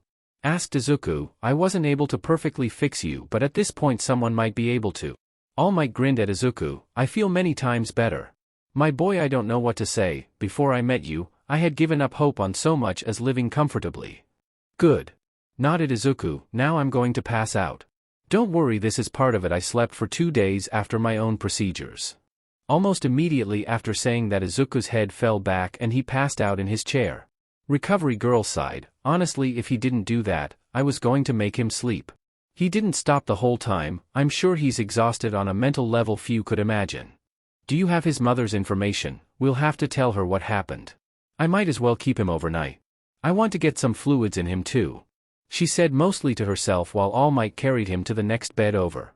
You were right, he is heavier than he looks, said All Might as he sat him down. I'd suspect around 80 kilograms, and that's quite heavy for his size. All Might watched as Recovery Girl set an 4 into Izuku and followed her out when she deemed him fine. He clenched his fist with a grin. He could already tell some of his old strength was roaring and raring to go. Izuku knew that the migraine would be bad when he agreed to work on All Might. He knew that it would be terrible when he went full throttle and worked for nearly 17 hours non-stop. But waking up to pain so intense that he didn't even bother opening his eyes, he merely sat up and sensed around himself to see if anyone was there. He didn't feel anyone near him, which meant he was in the room by himself. Based on the smell of the room and the general feel of it, he was still in the infirmary that he healed All Might. Feeling outward, he recognized the feel of glass and water. Using his quirk in its simplest manner, he telekinetically brought the glass of water over to him and took several large gulps. I see your quirk isn't affected by such a terrible headache, mused a soft voice from next to his bed. Soft as it was, it still got a hiss from Izuku. Who's there? He whispered as soft as he could. Much as he hated it, he would have to talk with whoever was there. Them being able to avoid his senses was interesting though. Sorry to startle you, Mr. Midoriya. The voice answered softly, just loud enough that he could barely hear it but soft enough that it caused the least amount of pain. I have notified Recovery Girl, she is on her way to help you, but I came to make sure you were alright. Still didn't answer his question on who he was, at least Izuku thought the voice was male. Who are you? Izuku asked again, while trying to lessen his migraine with his quirk but couldn't focus due to the pain. I am the principal of this school, my name is Nizu. The voice introduced itself and Izuku peeked as much as he could to look at the principal. It wasn't what he was expecting, but it wasn't a person in front of him, rather it was like a mouse thing that had bare features or something. Izuku just closed his eyes and ignored that train of thought. Izuku raised a thumbs up and went back to ignoring his migraine while he guessed Nizu just stared at him. It was starting to get awkward when the sound of the door opening caught his attention, then light steps moved toward him. Well dearie, migraines are something I can help with. Recovery Girl said with a smile before giving his head a light kiss, activating her quirk.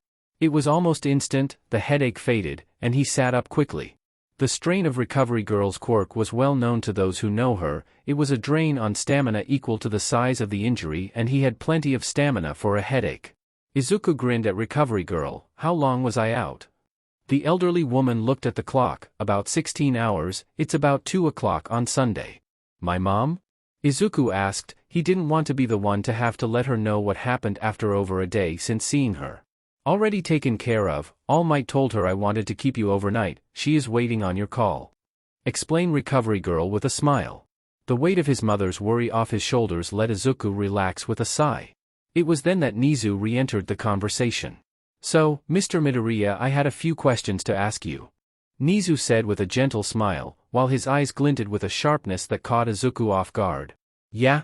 Nizu leaned forward. Would you be interested in our recommendation exam? Izuku tilted his head. That wasn't exactly what he was expecting. I never thought about it, never knew anyone that high up to get one. All Might expressed interest in offering you a spot if you wanted it. Explained Nizu. Frowning in thought, Izuku shook his head. I'm good, I'll get in the normal way. Oh? Is it because you don't want to accept a perceived handout? Nizu posed with a growing grin. Izuku coughed. Yeah. While thinking, honestly, it's more because the regular exam is public knowledge and I've been planning to kill robots, not whatever the special exam is.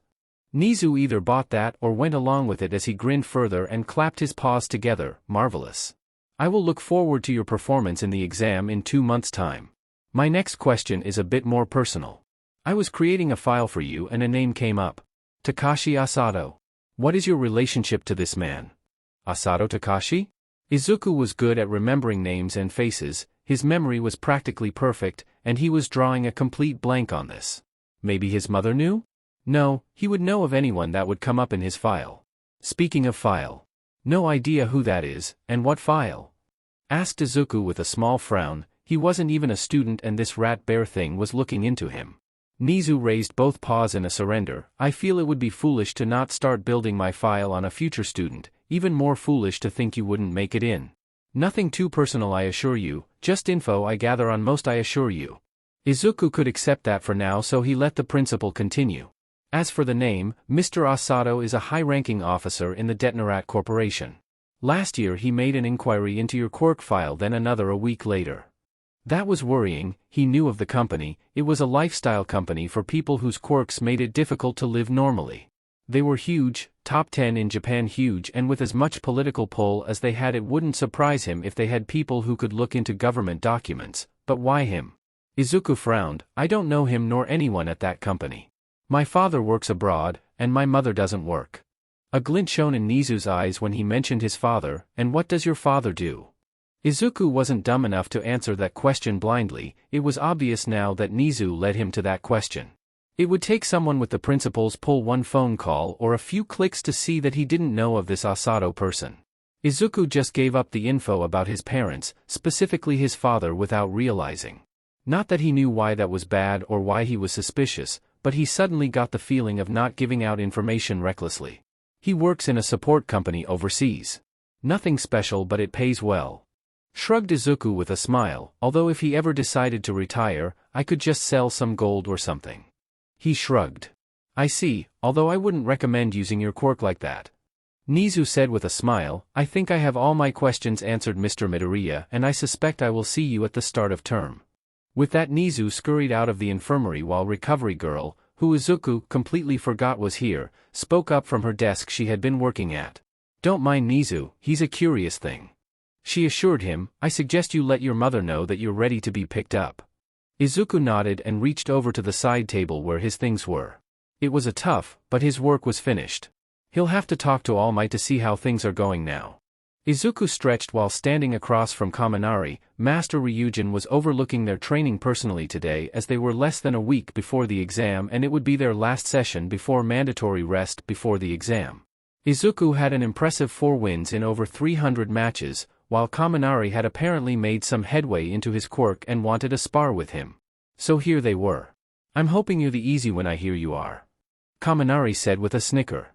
It was no secret that Izuku was on an impressive losing streak. I remember beating you on my first day, and I've improved since then, Izuku said with an eye roll. Not his fault that he'd been forced to fight the high-level guys, so he didn't hurt someone with his strength. That's enough you two, cut in Ryujin with a smirk, this is going to be your last fight before the exam boys, and I want it to be good. Izuku calmed his breathing, this wouldn't be as bad as the last fight he had but he needed to be ready as Kaminari's quirk was very strong while he's handicapped to not using his quirk just his strength. Now no excessive use of your quirks, Ryujin looked at Kaminari as he said that but waited for both of them before continuing, we will go until knockout or submission. Begin. Izuku took a breath before exploding toward Kaminari who unlike last time held a more confident posture that seemed looser. Izuku's starting punch was a simple straight right. During the 10 months of time Izuku has been at Fight Dojo his strikes have become a thing of legend. Every person that has fought him knew of the weight of his fists, the bigger ones tried to parry with their bulk, while the smaller quicker ones used their speed to avoid them. The power of Izuku's fist was enough that full contact usually meant that he won the fight. That was why he's won 4 times when it was clear that the decade or more training his opponents had meant he was never supposed to win. Until today, where a straight right from Izuku, bearing quite a bit of his strength was caught in the hand of Kaminari Denki. Whose eye twitched with effort but he smirked at Izuku. Surprised? He asked while golden sparks of electricity were coming off of his hand all the way up to his shoulder, barely noticeable at first but now it was obvious. Kaminari gripped his palm and did a throw to toss Izuku onto his side. Izuku rolled to his feet just in time to see a sparking Kaminari in his range lashing out with a straight right of his own. Izuku blocked the punch but felt a slight jolt from the electricity coursing through Kaminari. You're coating your body in your lightning? Asked Izuku as he rubbed his forearm that he used to block. I'm guessing that you are using it to energize and empower your muscles giving you more physical power while also slightly shocking your target? I would guess that this is a very difficult move to pull off and your limit must be a single limb at the moment and that there is a time limit? Kaminari had a dumb look on his face as his arms dropped comically. Huh? How'd you figure all that out? Izuku grinned, let's say that I'm a quirk enthusiast, and yours is the second strongest in the dojo that I know of. Izuku got back into his stance and clenched his fists. Izuku exploded forward and lashed out with a faster straight right that Kaminari hesitated to catch and dodged. Not expecting it to hit in the first place Izuku flowed into a left straight that was blocked by Kaminari. Izuku rotated his hips and put nearly all of his power into a right haymaker that Kaminari ducked under with a hair's worth of space to spare. Izuku grinned at him as their eyes locked and continued to rotate and lashed out with a right kick into Kaminari's guard. Kaminari was thrown across the room, sprawled on the ground with a grunt. Izuku heard muttering and turned to see several of the people from the dojo watching on the sidelines next to Master Ryujin who had a massive grin on his face as he watched. You okay? Izuku called out. Kaminari grunted before jumping back up to his feet. Yeah, I'm okay, let's go. Kaminari took the initiative and rocketed forward. Izuku tried to see where he would strike by looking for yellow lightning but didn't see any. Kaminari jumped and did a double drop kick that Izuku was so stunned to see he could only raise his guard. As soon as he felt impact, he felt a much larger shock jolt through his arms. The force caused him to slide back and he nearly lost balance when Kaminari springboarded off him. Izuku grunted at the shocks but got back within striking distance and ducked low and sent a left uppercut that was avoided but opened up for a spinning back fist that rocked Kaminari enough that Izuku followed up with a chest kick. Kaminari's entire body exploded with sparks right as the kick landed. Izuku felt more pain from the jolt and he noticed that Kaminari's body didn't look as hurt from the kick as it should have been. Izuku hummed to himself as he thought about his next move. Kaminari was wily enough that he would be able to take him head-on. Physically he had Kaminari beat, but his quirk was leveling the playing field more than expected. Switching it up, Izuku put up his guard and waited. As soon as Kaminari got close he'd take him down. The blonde didn't hesitate as he rushed forward, his right hand crackling with lightning that caused a tingle to spread across Izuku's skin. Kaminari sent a straight right punch that Izuku ducked under and countered with a right of his own to Kaminari's chin. Unfortunately, the punch rocked Kaminari enough that his extended right fell right onto Izuku's back. The condensed lightning was so strong that Izuku felt it go through his whole body, knocking him off his feet. Some chuckles were heard in the background as both Izuku and Kaminari slowly got to their feet. Okay, his lightning is far more powerful when he builds it up, meaning it isn't an instant move, rather a stockpiling technique. He built up for that hit as he rushed me, but if I pressure him, he won't have the chance to do that again. Also, it felt different to when he blocks. I've been using about 30% strength so far, time to up that. Izuku strategized mentally as he got to his feet. Kaminari got up while rubbing his jaw. You got some serious power, man. If you put more into that I'd be seeing stars. Don't want to take your head off by accident. Izuku said with a snort before grimacing. That being said, if I didn't get shocked again that'd be great. Kaminari smirked as his hands began crackling with lightning, as if. Izuku rushed forward, banking on his offensive pressure to keep Kaminari from building up too much lightning. Kaminari met him halfway and lashed out with a left hook that Izuku ducked under and sent a left kick to Kaminari's chest that was caught by Kaminari's right arm but managed to push him back a bit. Pulling back and recentering, Izuku pushed back in but was met with a right punch from Kaminari that he had to block. Instead of the minor jolt, the shock that came from the punch was a massive shock even greater than the one from earlier. Izuku fell onto his back as he was assaulted by the lightning, however he was able to recover and roll away from a punch that slammed into the ground where he was. The lightning, which Izuku suspected was the same amount as he was just hit by, impacted the ground, cracking the matted floor. Okay, so he doesn't need to build it up, got it. Muttered Izuku to himself. Izuku rushed forward trying to put Kaminari back onto defense and sent out a right then left then another and continued to barrage Kaminari with as many punches as fast as he could. It got to the point that Kaminari had to pick and choose which hits he took because he couldn't dodge or block all of them. It was the advantage of his enhancements that he didn't have to worry about fatigue from using a quirk. It was just his body's natural power now, so he could keep this up for quite a while. Although based on Recovery Girl's findings he shouldn't try and push it to a battle of attrition. Kaminari took a punch to the side and exploded with yellow lightning that spread throughout the mat, shocking Izuku and anything in a 2-meter range. Kaminari fell to his knees while Izuku bent over as he grunted and fought through the pain. Out of breath, both Izuku and Kaminari slowly moved toward one another and began the last exchange of the match. Kaminari punched forward and the strike was blocked by Izuku, who punched forward into Kaminari's guard, but it was still too much and the blonde was rocked with an enhanced right fist to his cheek. Izuku took a few deep breaths as the pain was still pulsing through his body as he looked at the downed Kaminari, who wasn't unconscious but was down for the count. He may have put more strength into that punch than he should have, around 50%, but he was really getting tired of being shocked. Cheers and claps echoed through the room as Ryujin approached. That was fantastic. Both of you have drastically improved from that first fight. Kaminari, you were ready for his strength and was able to counter it for a bit. Izuku, you actually have good technique now and can flow through movements quite well. Kaminari sluggishly pulled himself to his feet. That was one hell of a punch at the end. He groaned. Izuku chuckled. I really didn't want to get shocked again, so I wanted to end it there. I thought you needed to build up your lightning for the bigger shocks, but toward the end you had much more lightning without any build-up.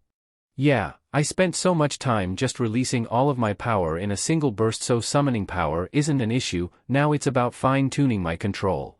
Explained Kaminari while rubbing his cheek.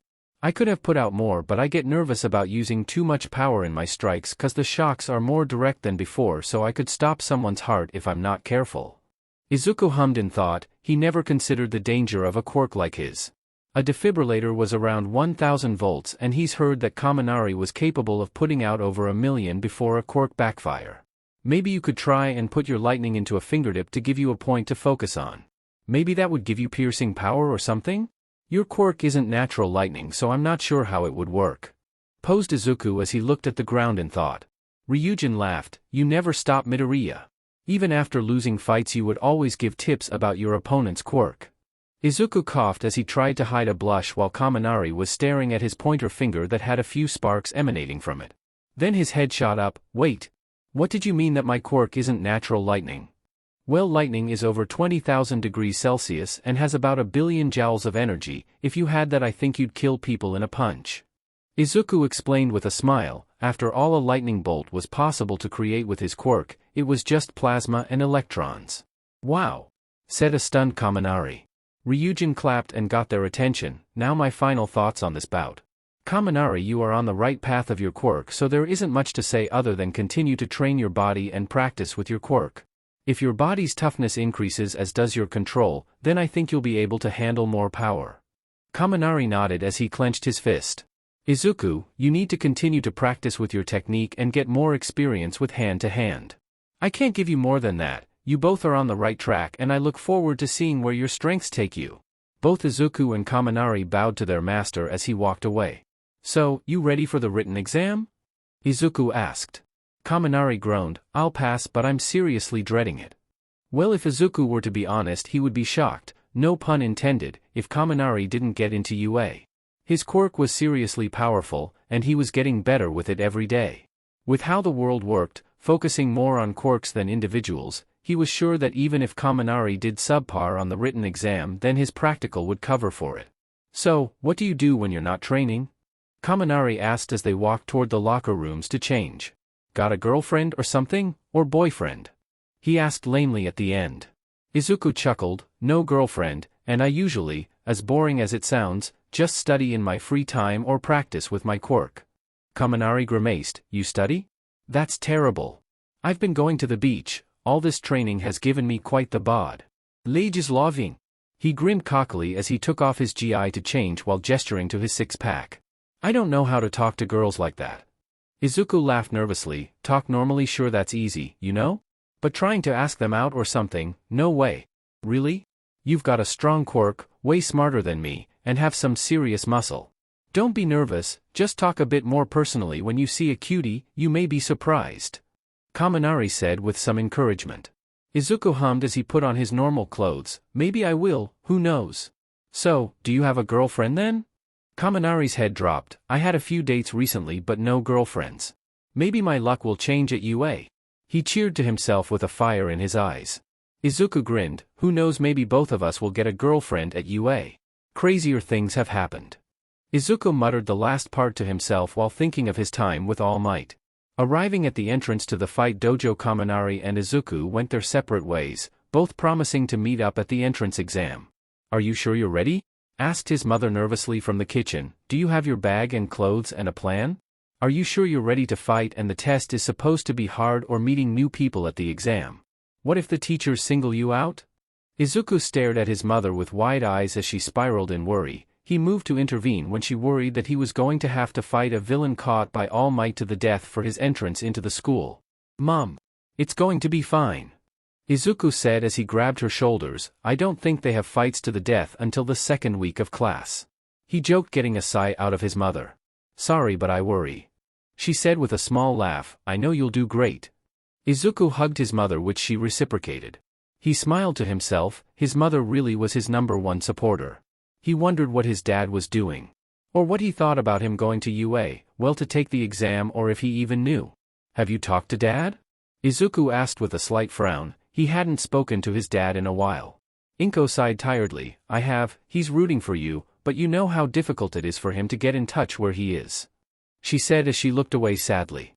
Izuku didn't say anything because he loved his father, as rarely as they got to talk in the past few years. He was still someone he loved, and that probably wouldn't change. But he noticed the toll it took on his mother to not have him here.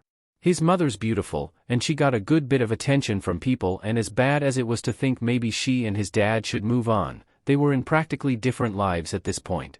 But Izuku didn't dare voice that. He knew that his parents still spoke nearly every other day, or at the minimum once a week. So, it was different for them than for he and his father, but there were times when he noticed his mother was quite lonely.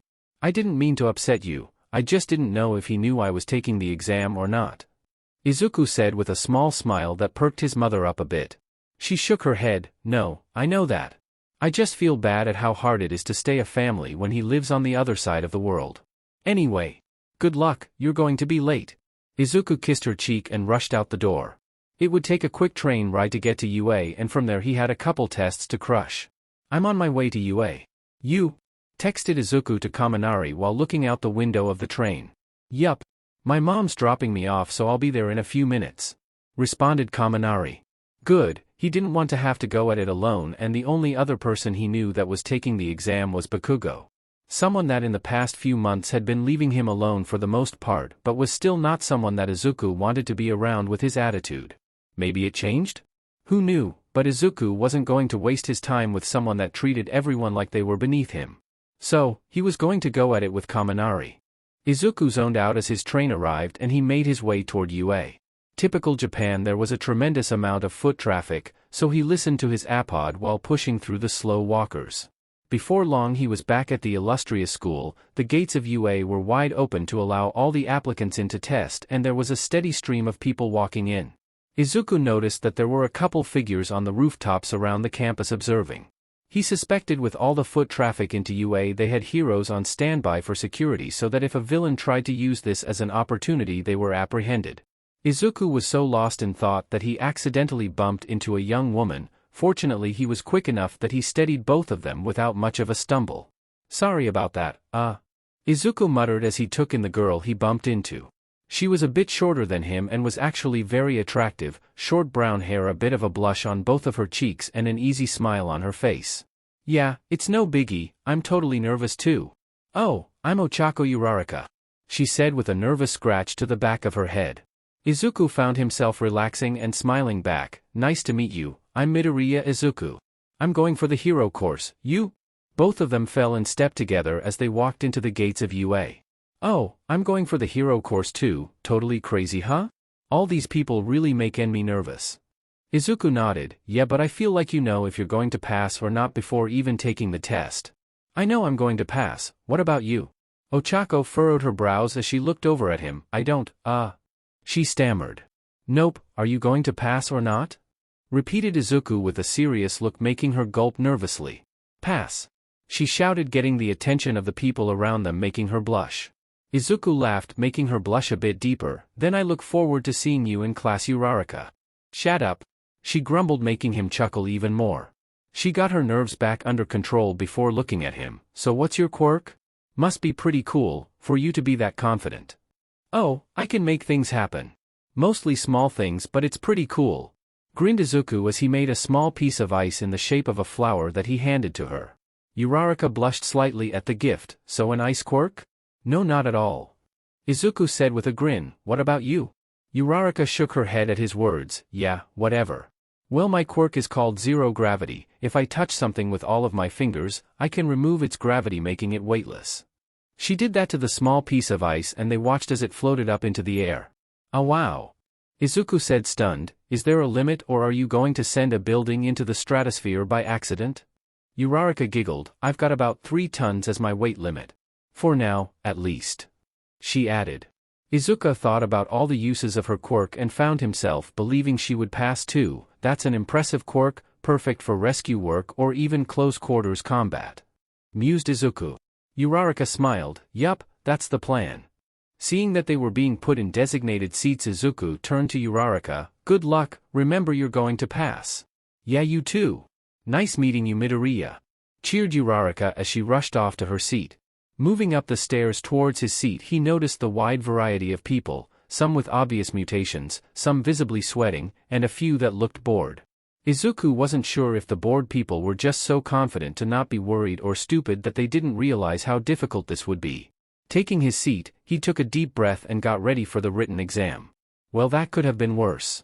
Muttered Izuku as he went to the auditorium for the practical exam briefing. One of the applicants by him glared as he breathed into a bag heavily. Izuku chuckled nervously and looked away. Based on that, he would say that he wasn't going to be a fellow student this term. A few minutes later, and a familiar face sat next to him with a snarl. Deku, what the hell are you doing here? He growled as he glared. Izuku rolled his eyes and didn't even bother to look over. I'm taking the test same as you. Bakugo sucked his teeth but didn't say anything more as papers were passed around and the lights started to dim, signaling the beginning of the briefing. Izuku's eyes widened at present Mick's entrance and bombastic voice. The man for some reason thought he needed a mic alongside his loud voice, making it nearly unbearable when combined. Apparently, they have the same old, destroy robots for points test, so Izuku was confident in his sword and shield combo with his enhancements. Worst come to worst, he could use water or ice if he needed it. No point in really holding back his quirk since UA knew what it was capable of after helping All Might. Speaking of All Might, he got a nice text from the man last night cheering him on. After helping him 2 months ago, they hadn't seen each other much, but there were a few times that he would stop by to offer help with training. Though Izuku was proud to say he landed a few punches on the man, he lost quite quickly in their spars, not that he was expecting differently. Izuku learned the definition of overwhelming strength and speed, and it was All Might. "Excuse me." Someone spoke up when present Mike asked if there were any questions. "This paper and that screen indicates a fourth villain, yet you've only explained 3 of them." Izuku tuned out the rest of the boys' questions or complaint or whatever it was. Either it was a surprise, or they hadn't gotten to it, so Izuku felt that he was jumping the gun a bit, but tensions were high so he wouldn't begrudge the guy too much. "Not to worry, number 7111. That's the gimmick. I'd recommend you avoid it at all costs. It's not worth any points," answered present Mike with a finger gun directed at the boy who asked, who then thanked him and sat back down. With that, Izuku and the thousands of others in the auditorium were shuttled to their exam areas by shuttle buses after being allowed to change into more appropriate clothing, and those that needed gear were allowed to get it. As they exited, Izuku stood off to himself and concentrated. It was time to create his sword and shield. First was the sword, a straight katana or chikudo, about 2.5 kilograms in weight, made of hybrid of titanium and tungsten for sturdiness. While having gold and silver veins for aesthetic, because he worked hard to learn those metals, so he'd use them. Then the shield, same weight and composition in the form of a circle, bigger than a buckler as it was enough to cover his torso but not big enough that it would weigh him down. 1 minute, he created a hybrid composition of 5 kilograms of metal out of nothing in 1 minute. That was some real improvement. He got some looks at his weapons, but he ignored them. Looking around, he smiled as he saw Uraraka and went to talk to her. But before he could, a hand grabbed his shoulder. "I hope you don't plan on distracting that girl." The boy who asked present Mike the question earlier asked sternly. Izuku raised an eyebrow. "Huh, we know each other. You should worry about you, not me. I'll be fine," he said with a smile. Honestly, the guy was too wound up. The boy frowned, but present Mike interrupted. "Now I hope all you listeners are ready." "Guh." Izuku mentally shrugged as he shot forward. Something his time in the fight dojo taught him was that when someone said go, it meant go. He ignored the gasps and shouts from behind him as he found his first target, a medium-sized robot, likely a 2-pointer. Its large red lens glinted as it targeted him, but he shield bashed it before bisecting it with his sword. The sharpness of the blade in conjunction with his strength made it easy. "Oh yeah, this was a good idea," Izuku said to himself as he shot forward using even more of his strength. "Look at the Wonder Kid go," laughed Midnight as she watched Izuku slice through more and more bots. Seems he decided to change his shield into another sword. "How aggressive," she mused with a coy smile. All Might smiled as he watched Izuku tear through the robots with speed and precision. All Might had wanted to approach him about one for all, but he wanted to wait until he started at UA. Also, there wasn't any rush since he was able to sustain a comfortable 7 hours of his hero form with a good bit of his former strength returned. Not to mention, if Izuku accepted, his enhancements made it so that he wouldn't need much if any prep before taking the quirk anyway. There were several stand-out applicants. While the faculty was familiar with Izuku due to his actions a few months ago, they still noticed some others with large amounts of potential. "That one has some serious firepower," said Snipe as he pointed out a boy that was blowing up robots with explosions generated from his palms. Vlad King hummed, "I see quite a few that are going to be good students." There was a few more minutes in the exam and Nizu edged towards a large red button with a grin as he watched all of the screens. Izuku jumped over a 3-pointer and threw one of his swords at the bot, killing it, then sliced a 1-pointer where he landed before shooting over to pick up his second sword. He was somewhere near 60 points, he wasn't sure, but he was happily tearing through the bots in the meantime. There were many here with interesting quirks, a guy that could blast lasers from his stomach. The intense guy from earlier had engines in his legs. There was a girl that could generate force pushes from her palms and a tiger mutation quirk guy running around. He wondered what the average amount of points were. He knew he was doing really well, but he wanted to get the top score, but he didn't know what that even was. Hell, there were over 10 more examinations going on at the same time. So, who knew? Izuku rolled to the side to avoid a missile, much to his surprise that the robots had such power, and rushed forward with enough strength to crack the ground beneath him to shred the bot with his swords. He heard screams from behind him and a massive crash that caused him to spin around. There at the edge of the street was a bot towering over the surrounding buildings. It had several red lenses that scanned the area. Izuku blinked and shook his head. A gimmick, huh? That thing was a disaster. Oh well, not his problem. Not worth points, then it wasn't worth his time. Ow! A feminine voice broke through his thoughts and he turned back around. On the ground was Uraraka, pinned under a bit of rubble trying to get free, even though her quirk should make that easy. Not hesitating for a moment, Izuku shot forward toward, pushing past and between the fleeing applicants that looked at him like he was crazy. Nearing Uraraka, he slid down next to her. You okay? What's hurt? She looked up surprised. Midoriya. Oh, my ankle, and I'm trapped under the rubble. She tried to pull her leg free, but her ankle flared up, making her wince and stop. Right as he was about to reach down to move the rubble, he spun around and saw the massive bot reaching down in a slapping motion. Stabbing the swords into the ground, Izuku raised both arms and with a massive grunt of effort he caught the attack and nearly fell to a knee as he held the massive bot at bay. Okay then. He grunted to himself as he reached out with his quirk and just started shredding and ripping anything in his range. Surprisingly, his range had increased since he last tested it. Now he could feel at least 15 meters out. Izuku felt the force of the bot let up as small explosions popped throughout the arm he was touching as the effects of his tampering were made known.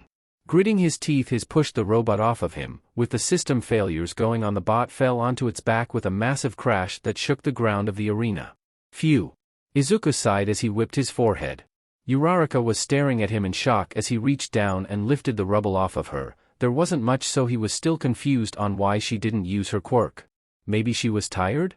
Shrugging, Izuku reached down and picked her up, getting a sputter from her as her brain caught up to his actions. What are you doing? She asked with a massive blush. Izuku tilted his head. You can't walk on that ankle, so I'll carry you. Don't worry, you're not heavy or anything. He finished with a smile. The surrounding students made comments, but he ignored them. Uraraka gave up on trying to get him to drop her and just went along with, though she wasn't looking at anyone and had both hands on her cheeks. Is she all right, dearie? Asked a familiar voice that made him turn with a smile. He leaned down, still holding Uraraka. She hurt or broke her ankle? I don't think it's stammered Uraraka. Not to worry, young lady. Recovery girl said while giving her a small kiss on the head. Uraraka was about to start getting embarrassed again, but the pain in her ankle disappeared and she was put back on her feet by Izuku. There you go, have a gummy. Recovery girl smiled and handed her a gummy in the shape of All Might that Uraraka reluctantly took, then ate, instantly feeling a bit of energy returning to her. And how about you, any injuries I should know about? She asked Izuku with an eye roll. Izuku grinned. I'm good, I think I got a few scrapes, but I took care of them. Honestly, he considered healing Uraraka, but he wasn't 100% sure she was going to be a fellow student and he didn't want to show too much to a random person just yet. Good, then I'll go on. With that, recovery girl went through all the groups offering aid where needed. Izuku turned back to Uraraka. Not bad, right? He said while gesturing to the arena. Well, I think I had a good amount of points before I got stuck. She mumbled nervously. You? Oh, I think I had about 60. He thinks he kind of lost track about halfway and he may have confused a 3-pointer with a 1 or 2 a few times. 60. She said, shocked. I think I had close to 40. Hope you have the top score, or I might not get in. I'm sure you're fine. I heard a few people saying they were doing good with 10 and 12 points. I think over 25 is a pass, not sure obviously. Izuku said, managing to calm her down a bit. Yeah, you're right. She said with a small smile. So do you live near here or did you travel for the test? I live in town, just had to take a train ride. You? I'm from Mie Prefecture, got an apartment in town for the test, and if I get in. Izuku looked at her surprised. You're on your own? How long have you been in town? She shrugged her shoulders. I couldn't ask my parents to come with me, but I've only been here a few days.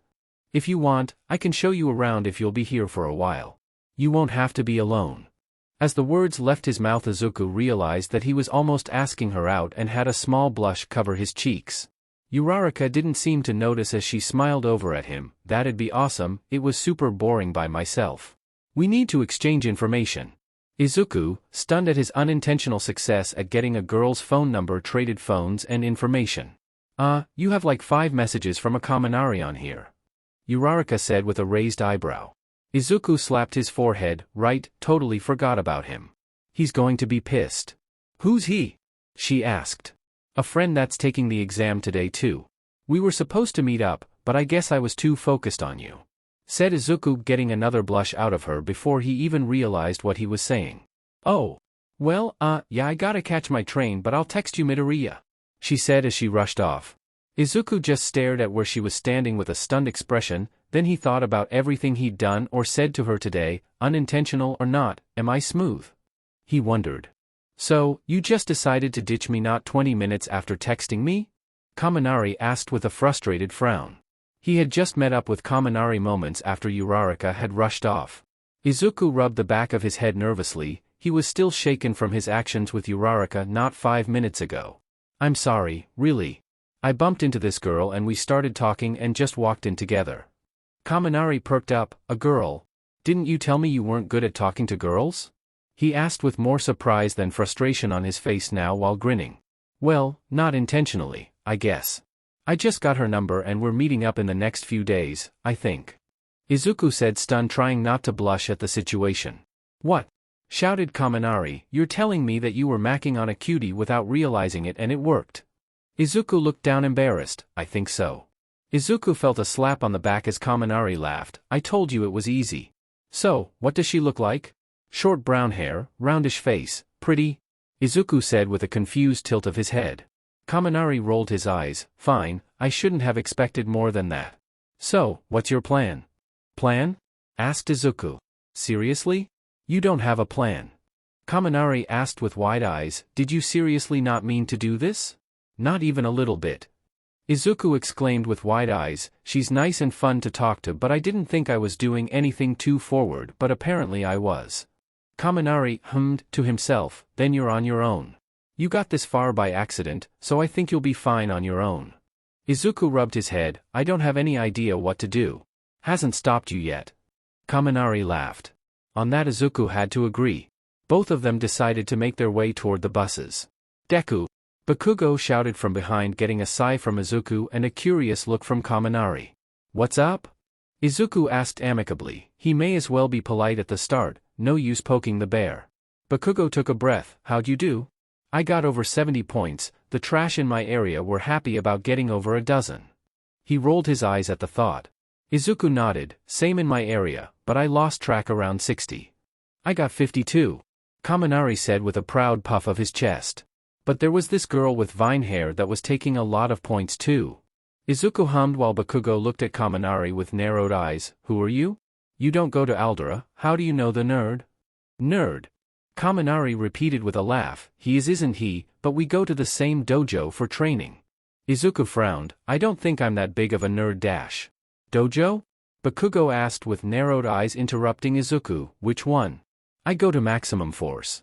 I heard of that one, Kaminari mused, a little out of my price range and too far from my house. We go to Fight Dojo, we fight with our quirks as much as we want. Our master encourages fighting to gain experience. Oh no, muttered Izuku with a sigh. Bakugo's face grew wide with a feral grin. Really? He practically purred. Kaminari didn't seem to notice as he just nodded quickly. Yeah man, it's awesome. You can fight so many different people and a lot of them are really strong. Bakugo was practically vibrating while Izuku just rubbed his forehead tiredly. Then I'll see you there? Bakugo said with his grin still wide and dangerous as he stalked off. Kaminari watched him go with a smile. Who was that? He was kinda intense, but I'm sorta excited to fight him. His face turned curious. Also, why did he call you Deku? He asked as they continued to walk towards the trains. Izuku sighed. That was a guy from my class, Bakugo Katsuki, and he calls me Deku cause it's a dumb childhood nickname. Deku? Mused Kaminari. Izuku grunted in annoyance. Never call me that, it's annoying. I'd have gotten him to stop but he'd never listen to me. Honestly, he's really annoying, never listens to anyone. Also, if you fight him be ready to lose, like him or not he's a beast. Kaminari looked at him in shock. Really? I figured based on his claim of getting 70 points, but you're pretty tough too. Think you're stronger? Now that was a question Izuku wasn't sure of anymore. In terms of physical strength, yes, he was superior. But Bakugo had a very versatile quirk that granted high offense and high mobility mixed with his unending will, and he was an aggravating opponent. He could use his quirk in various ways to help, but it would be tough. I'm not sure. Izuku answered honestly, I haven't seen him fight in a while, so I'm not sure of his current level. But I know without a doubt that it'd be a tough fight. Arriving at the trains, Izuku and Kaminari said their goodbyes. Good luck with that, cutie. See you at the dojo, called Kaminari with a grin. Izuku rubbed his neck with a flustered smile. Yeah, see you later. While think what he was going to do. What am I doing? Izuku asked himself as he stood outside an apartment complex that wasn't all that far from his own. He and Uraraka had texted back and forth over the last 3 days and agreed to meet up today to hang out. Surprisingly, he was better at texting her than talking, as he could read over what he was about to say, so he didn't say anything embarrassing. Looking down at himself, he was wearing what he hoped would be an appropriate outfit. Dark blue pants, a white shirt under a black zip-up hoodie that had green accents and had the word hoodie written on the back in green. He also wore a custom-made watch. It was made with silver, titanium, gold, and small diamonds. Honestly, if someone saw it, they'd likely try and rob him, but he was bored last night and wanted to see if he could create something intricate from scratch. Took him about 40 minutes before it started working properly. If he priced it out, it could likely go for over 100,000 yen. Maybe he shouldn't wear it, might give off the wrong impression. Before he could take it off, he noticed Uraraka coming out of the entrance. Yeah, Kaminari, she's a cutie, thought Izuku as he took her in. She was wearing black tights with fluffy boots and had a large brown jacket with a pink scarf. She smiled up at him as she got close. Nice to see you, Midoriya. You too, smiled Izuku, already relaxing. I thought I'd show you around the area, maybe a few good food spots. Anything or anywhere you want to do or see? Uraraka pressed a finger to her cheek and thought, Machi. Machi? Uraraka nodded rapidly, Machi. Izuku laughed and led her away. Very well. He took her to his favorite bookstore first, which was a bust. Most of the time there Izuku spent showing her the many lanes of books that held the knowledge that Izuku cherished.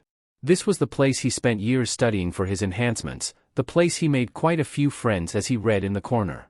But looking at Uraraka, he noticed that all the books made her eyes cloud and head spin. Seeing that he was losing her with his rambling, he quickly decided to leave to go to the place next door. It was a coffee shop and it was a success. She seemed thrilled to go in when they arrived, smiling ear to ear as she took charge and led them inside as if she were the guide and he were new in town. They make so many types of coffee, she shouted in shock as she read the menu next to him.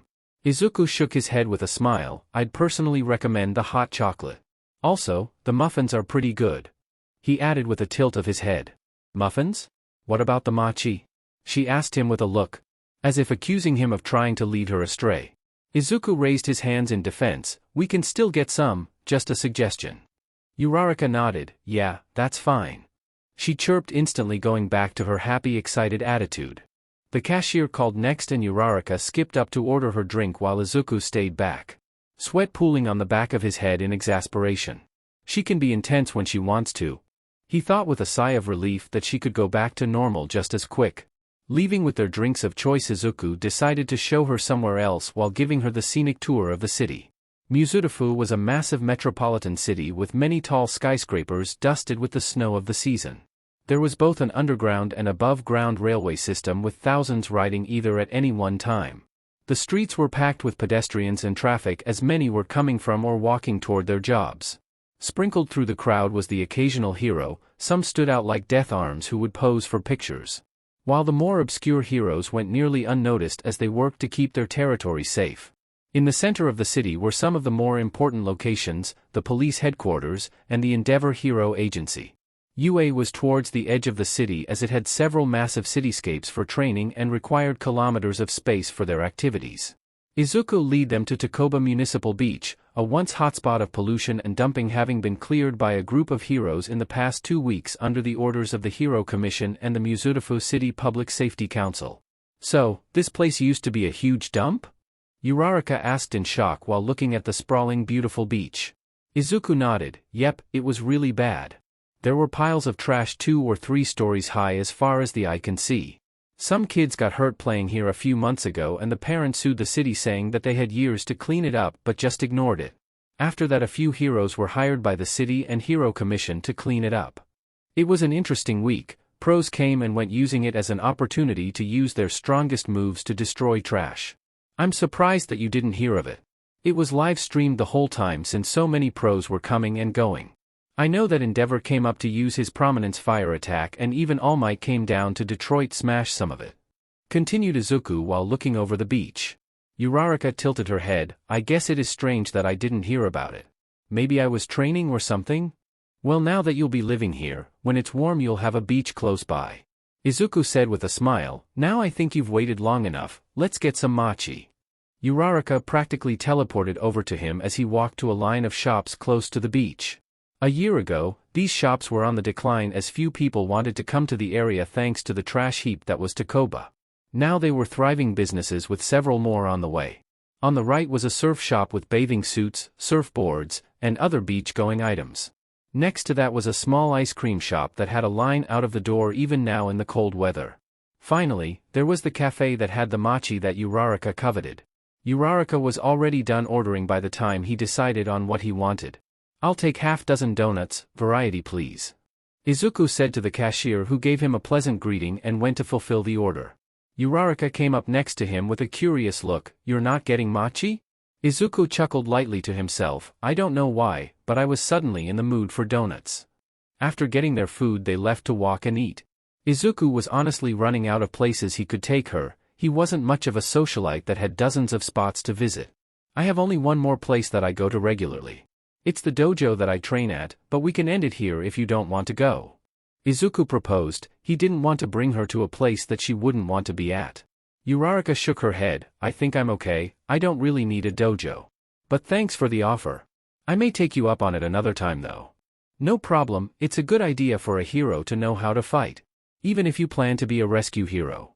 Advised Izuku while reaching for another of his donuts. Uraraka nodded rapidly, yeah I agree but I want to get into UA before I start training like that. Also, I'm on a pretty strict budget at the moment. Yeah I can understand that. Izuku nodded. He and his mom were comfortable, but they didn't live outside of their means. Really? Uraraka asked with a raised eyebrow, cause I've been meanin' to ask about that watch. She said while pointing to his wrist.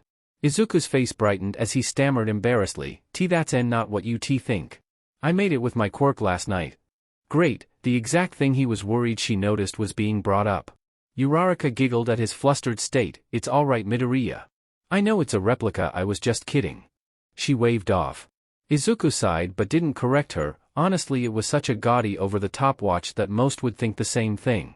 He would keep it in his room for the time being, unless he had some crazy social event to go to in the future. With a couple subtle jabs and constant laughs, Izuku escorted her back to her apartment after a nice few hours together. I had a great time Uraraka. Izuku said as they stood outside of her apartment complex. I'd like to spend another day together before UA if you want. Uraraka looked flustered for a moment before nodding rapidly. I'd like that, we can go to that arcade you told me about or that massive mall on the other side of Mizudafu. For sure, I'm not big on malls but I'd like to go with you. Izuku said with a smile. Well I'm going to head in, I had fun. She shouted as she ran off with hands on her cheeks and a flustered blush on her face. Izuku tilted his head as he replayed what he said in his head, oh my god, what the hell am I doing?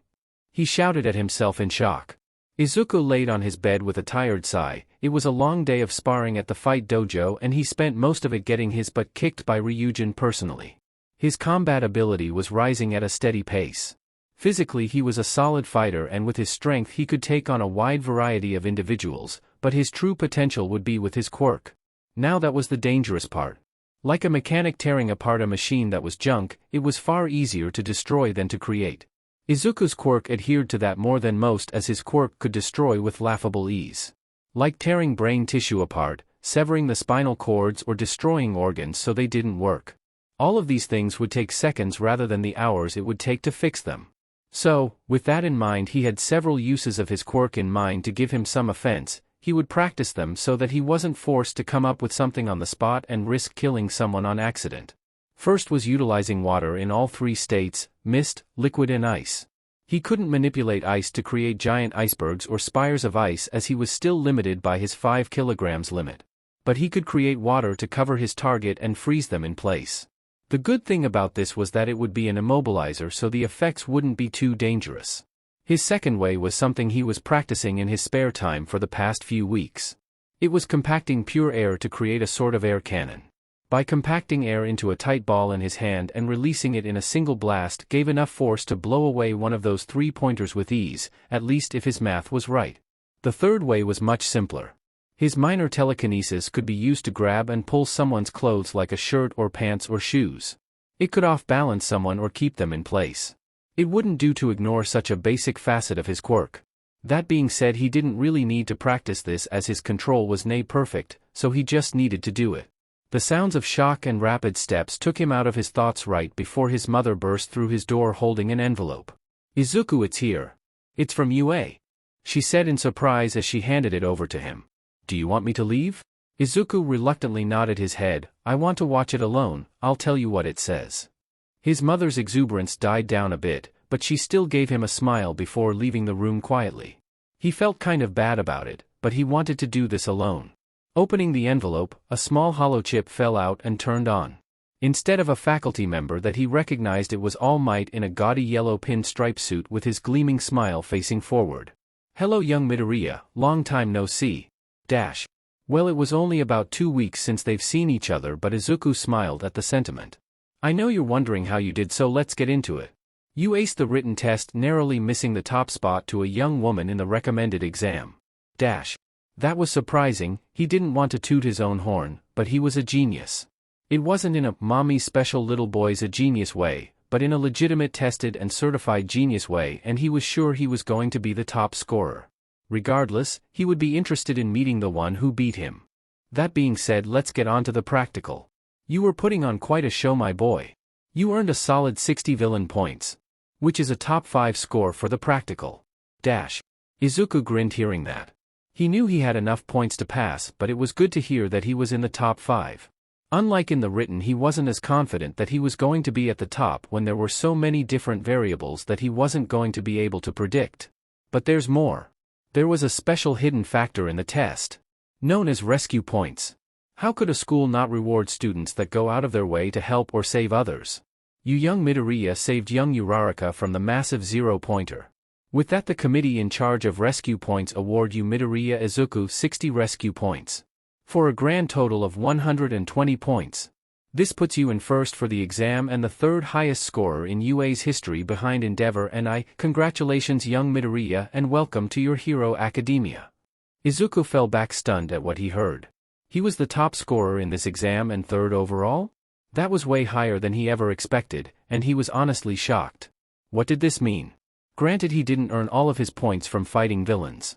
But it was still incredible, and it made his abilities, what he thought of them, far more credible. It proved his potential and it proved his strength. "Mom, I passed," he shouted, and his door slammed open with his mother smiling tearfully. "You were listening, weren't you?" he asked with a chuckle. His mother rushed over to give him a back-breaking hug. "Of course I was. I'm so proud of you. I always knew you'd be a hero." Izuku hugged his mother back and just basked in the comfort of his greatest supporter. She really was the person who had his back from the very start and was always the one who believed in him. "Thank you," he said into her shoulder. UA, the beacon of hero training for the country of Japan. Izuku stood in front of the school in his new uniform with a nervous smile on his face as he was about to enter the school for the first time as a student. He saw students nervously also entering for their first day and the older ones laughing and talking with friends going on about their time off before the start of the new year. Izuku entered the school and made his way to his room, 1A, where he would be meeting his classmates and homeroom teacher. The door to the classroom was enormous, and it was clearly so because of the students with size quirks that this school must have taught in the past. Entering the room, he saw a few students in desks or mingling with each other. Because the universe hated him, he noticed Bakugo first, keeping to their decade-long streak of being in the same class. Then there was the tense boy from the exam with blue hair, who was in the midst of an argument with Bakugo. There was a boy with two-tone hair, half white and half red, with a curious scar over his left eye and an empty expression on his face as he stared into space. A boy with 6 arms that were connected by a skin webbing and was seemingly meditating, hard to tell with so much of his face covered by his mask. A girl with pink skin, a set of floating clothes and a girl with violet hair were talking with each other, and a spiky red head was listening in and would occasionally speak up. In the back he noticed a stunningly beautiful girl sitting patiently. She had a spiky black ponytail and no discernible feature that would give her quirk away. Next to her was a smaller boy with purple balls for hair who unashamedly stared at all the girls in the room. No Kaminari or Uraraka yet, but the argument between Bakugo and Serious Boy was getting heated, so he should step in. So, you're some stuck-up dash, shouted Bakugo with his right hand in his trademarked, I'm about to blow something up, clawed open palm. Izuku shot forward between them before either could continue. Guys, maybe we should wait till the second day before we fight? Bakugo glared, but Serious Boy spoke first. I am not fighting with this brute, I am merely telling him to respect the desk that he has so rudely placed his feet on. Oh, this guy and Bakugo were not going to get along. Bakugo, just take your feet off the desk, it's the first day and you're already disrespecting this place. He turned to Serious Guy, lighten up, I get we're all nervous, but this isn't really worth fighting about. Izuku sighed and relaxed, honestly just get in your seats, I doubt it'll look good if we're arguing when the teacher shows up. Serious Boy bowed, I apologize, and you are correct. His arm chopped forward, my name is Tenya Ida, I look forward to working with you. I believe you're the one who took down that 0-pointer. Yeah, Izuku nodded, I'm Midoriya Izuku, and that was just an in-the-moment reaction. But it worked out anyway. Don't think I have to listen to you, Deku. Bakugo growled, turning his anger from Tenya towards him. I get it, but just calm down, we haven't even started our first day. Izuku tried to placate him, but he didn't expect it to really work. The classroom door opened again and Kaminari stepped in with a grin, Midoriya. You beat me here, man. Izuku grinned, of course I did, I bet you slept in and were nearly late. Kaminari rubbed the back of his head sheepishly, I wasn't that bad, but I could have been late if my mom didn't drive me up here. Anyway, you excited? I sure am. Midoriya. Another voice shouted from the door. Uraraka skipped up to him with an excited face, you ready for today? I bet it's going to be a lot of fun. Izuku was about to speak when yet another voice piped up. I hope you all don't think this is a school for socializing. The voice was quite deadpan, and it came from the floor. Most of the students exclaimed in surprise when they noticed a tired-looking man lying on the ground in a yellow sleeping bag. His eyes had bags and his hair was sticking out of the sides of the face hole messily. He unzipped the bag and walked to the front of the room. The students that weren't in their seats quickly went to sit down. Good, you all quieted down and took your seats. Slower than I'd like, but good enough for the first day. He stated simply with a side sigh, my name is Aizawa Shota, I will be your homeroom teacher for as long as you study at UA.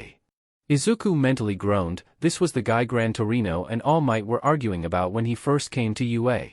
The guy who expelled his entire class. Now he was going to have to be in his class. Now I want everyone to put these on. He lifted a blue and white gym uniform, we're going to the training field, hurry up. He said before leaving the room. Everyone scrambled to follow him and get their suits before rushing to the locker rooms that were thankfully close to the training field. Izuku was one of the first out there and waited for everyone else to show up. Aizawa was looking away from him silently as he waited. Slowly the rest of the class trickled out onto the field with low mutterings between each other. Now, today we're going with a quirk assessment test. In middle schools you have physical tests, but they don't let you use your quirks, that is illogical, and today we will see where your limits really are. He stopped talking when he noticed several students had questions. The first one to speak up was Uraraka, what about orientation? Isn't that mandatory?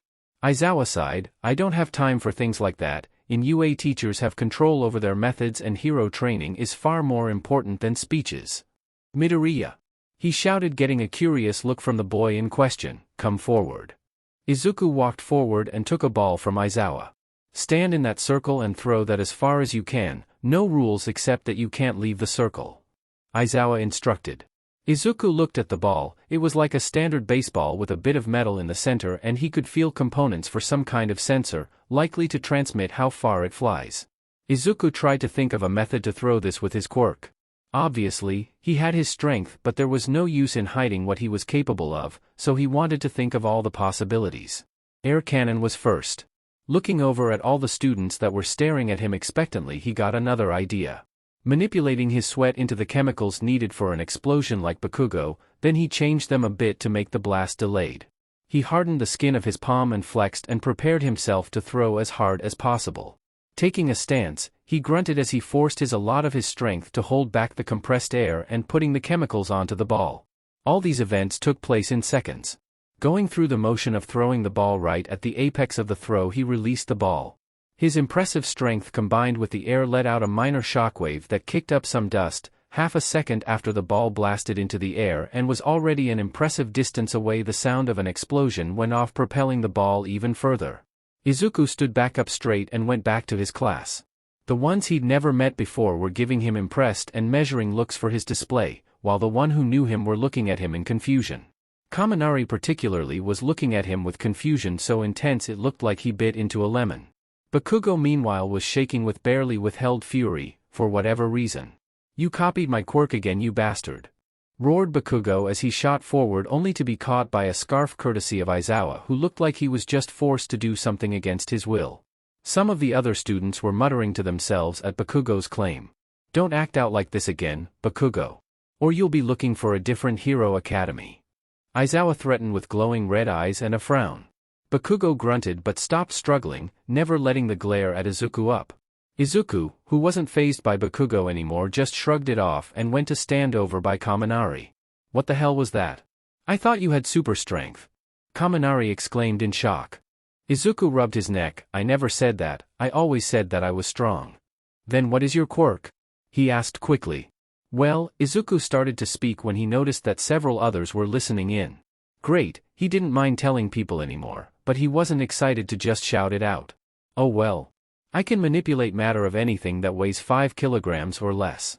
I compacted pure air in my palm, then made a chemical compound similar to Bakugo's quirk to propel the ball alongside my strength." Some of the others around him looked at him in surprise or confusion as they didn't quite understand his quirk, while the stunning girl with black hair he noticed earlier came up to him. Unfortunately, before she could say anything, a device in Aizawa's hand beeped. "Today is about knowing your limits, be it with your quirk or creativity." He looked at the device before turning it around to show the results to the class. The device read 1,410 meters. "Wow!" the pink girl exclaimed, "That's awesome." Kaminari joined in, "Yeah, I can't wait to try this out. Looks like fun," shouted another voice that Izuku couldn't figure who it came from until he noticed rapidly moving floating clothes. Aizawa's eyes glowed red as he glared at the class, shutting them all up.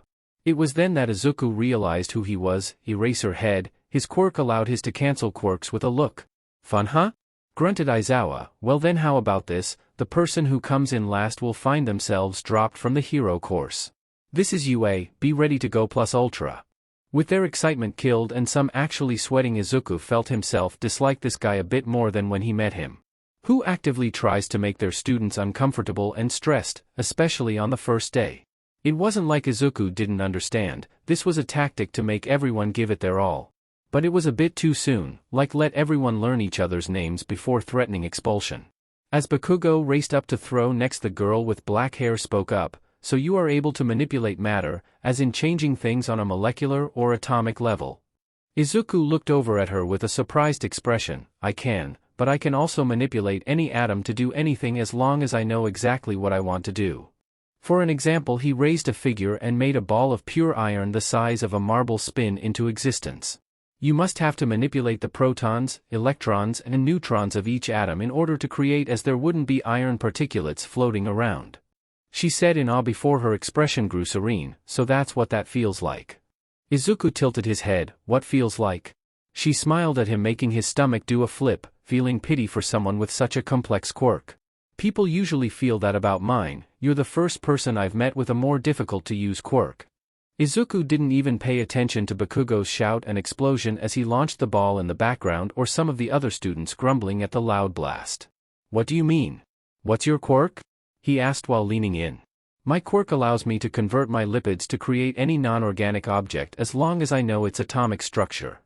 For an example, she made a Russian nesting dolls pop out of her hand. Izuku stared at the doll, stunned. She made that in an instant, not even needing real focus. Also, hers was a quirk that was a step down from his and would, in exchange for the rule of non-organic creation, would construct what she wanted without the tiring focus his required. Wow. Izuku said stunned, that's just not fair at all. He whined pathetically, getting an amused giggle from the girl.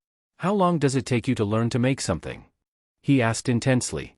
She thought for a moment, depends, but I learned to make night vision goggles in a day or two. Izuku fell to his knees. You've got to be kidding me. It took months to make iron that fast. He cried, getting weird looks from the class. The girl laughed awkwardly. There. She said, patting him on the head. When he felt he pat his head, he realized where he was and shot to his feet in an instant. Sorry about that. He said with a cough, I was just lamenting my months of training. Your quirk is quite simply amazing, and I am completely jealous. Izuku said with a serious look as he stared into her eyes. Aizawa called the girl for her turn. Yaoyorozu, your turn. Izuku watched in complete fascination and jealously as she popped a cannon out of her shirt and fired the ball 4 kilometers away. That was how all the tests went. Izuku gripped the handle of the grip test with all his might, getting nearly 2 tons of force, only to be beaten by her making metal jaws that let her clear 2 tons. He beat her in the sprint but lost badly in the distance run, where he came in the bottom half. Pull-ups he lost due to being tired from the runs, toe touch he lost, and he was embarrassed at seeing how flexible she was. Long jump they both cleared the sand, side steps he lost, he was fast but didn't have spring shoes that let him bounce back and forth. Every time one did a test they complement the other on their creative use of their quirk. The tests came to an end and Aizawa, in a rather unclimactic end, didn't expel anyone, and Izuku felt it was more because he wasn't allowed to anymore, rather than the invisible girl or purple boy showing anything that impressive despite their low scores. Izuku followed Yaoyorozu off the field. You are incredible, I thought I was going to be the top scorer. He said, praising the one person to beat him. He managed second place while she had the gold medal. Izuku barely recognized a sulking Bakugo stomping off with a 4th place medal. Yaoyorozu blushed cherry red at his praise. It was nothing, I've been training for a long time, you did very well too. She tried to say, but he just kept staring at her. She continued, your quirk is actually incredible too. I mean, I don't see how matter manipulation makes you that strong. Izuku waved her off. I enhanced my body structure and made my muscles and bones stronger. You did? She shouted in shock. How is what I do better than that? That sounds simply amazing. Izuku threw his hand up as if it was a wonder she didn't understand. It took me years, to get to where I could do that. Months of practice to make metals at a speed that was viable. I doubt it will be soon, if ever, that I can make the things you can. It's just so awesome. But I have a limit. She exclaimed as if finding a loophole. If I make too much I run out of lipids and can't make anything till I eat. I can also become anemic. See, yours is better. Izuku nodded. So all you have to do is eat a lot. Your downside is also a plus. I mean, you clearly store it right. Seeing Yaoyorozu turn cherry red, he reared back in shock at what he just said. Well. It's okay. She shouted, embarrassed. Thank you. She said while looking away. Hey, can you make hybrid constructs or only things that exist, like can you make a hybrid metal? Asked Izuku, trying to change the subject. Yes, she said, her face calming, I just need to know the atomic makeup or make one that is stable, otherwise dust just comes out. What about Dash? That was how his day went, he and Yaoyorozu shooting questions back and forth as they tried to say who had the better quirk. She did, but he wouldn't bring it back up.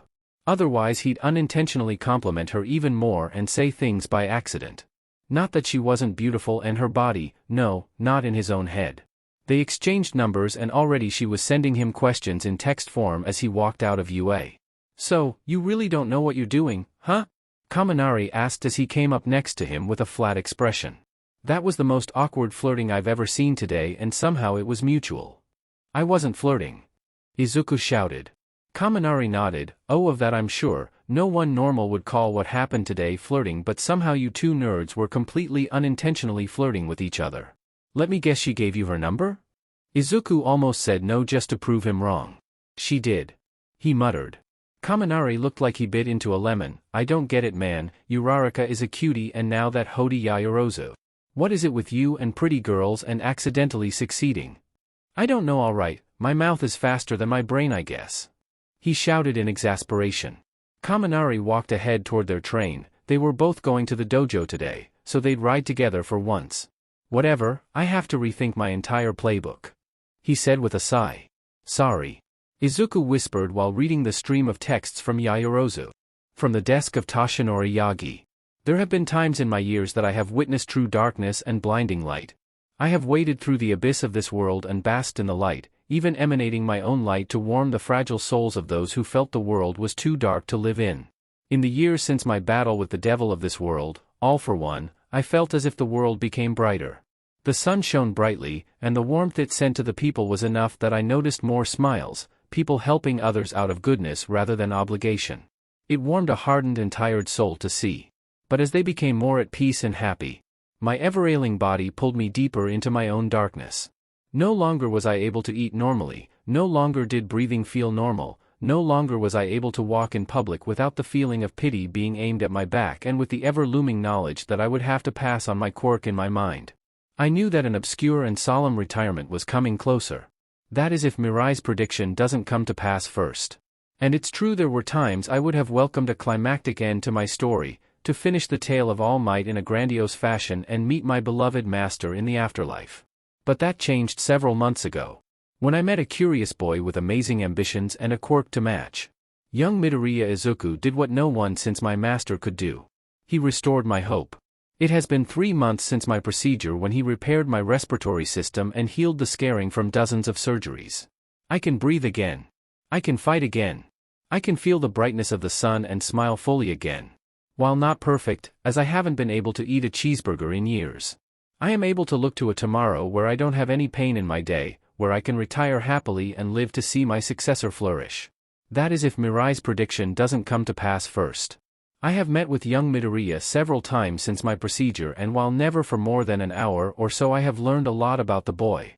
He is a thinker rather than a fighter, more inclined to win the fight before it began than during. That being said, he knows how to brawl. Gave this old man a couple punches that were more than just a tickle. He has a good heart, something that is key for me when looking for a successor. He offered assistance without hesitation the day we met. While I do acknowledge that his fanboy nature might have influenced his readiness to divulge his, at the time highly secret, quirk and capabilities, I have a feeling that he would have done it regardless if it were something only he could do. My thoughts were reaffirmed during the entrance exam. Young Midoriya ran towards danger, weaving in and out of promising hero candidates that were fleeing the scene to save someone from simulated danger.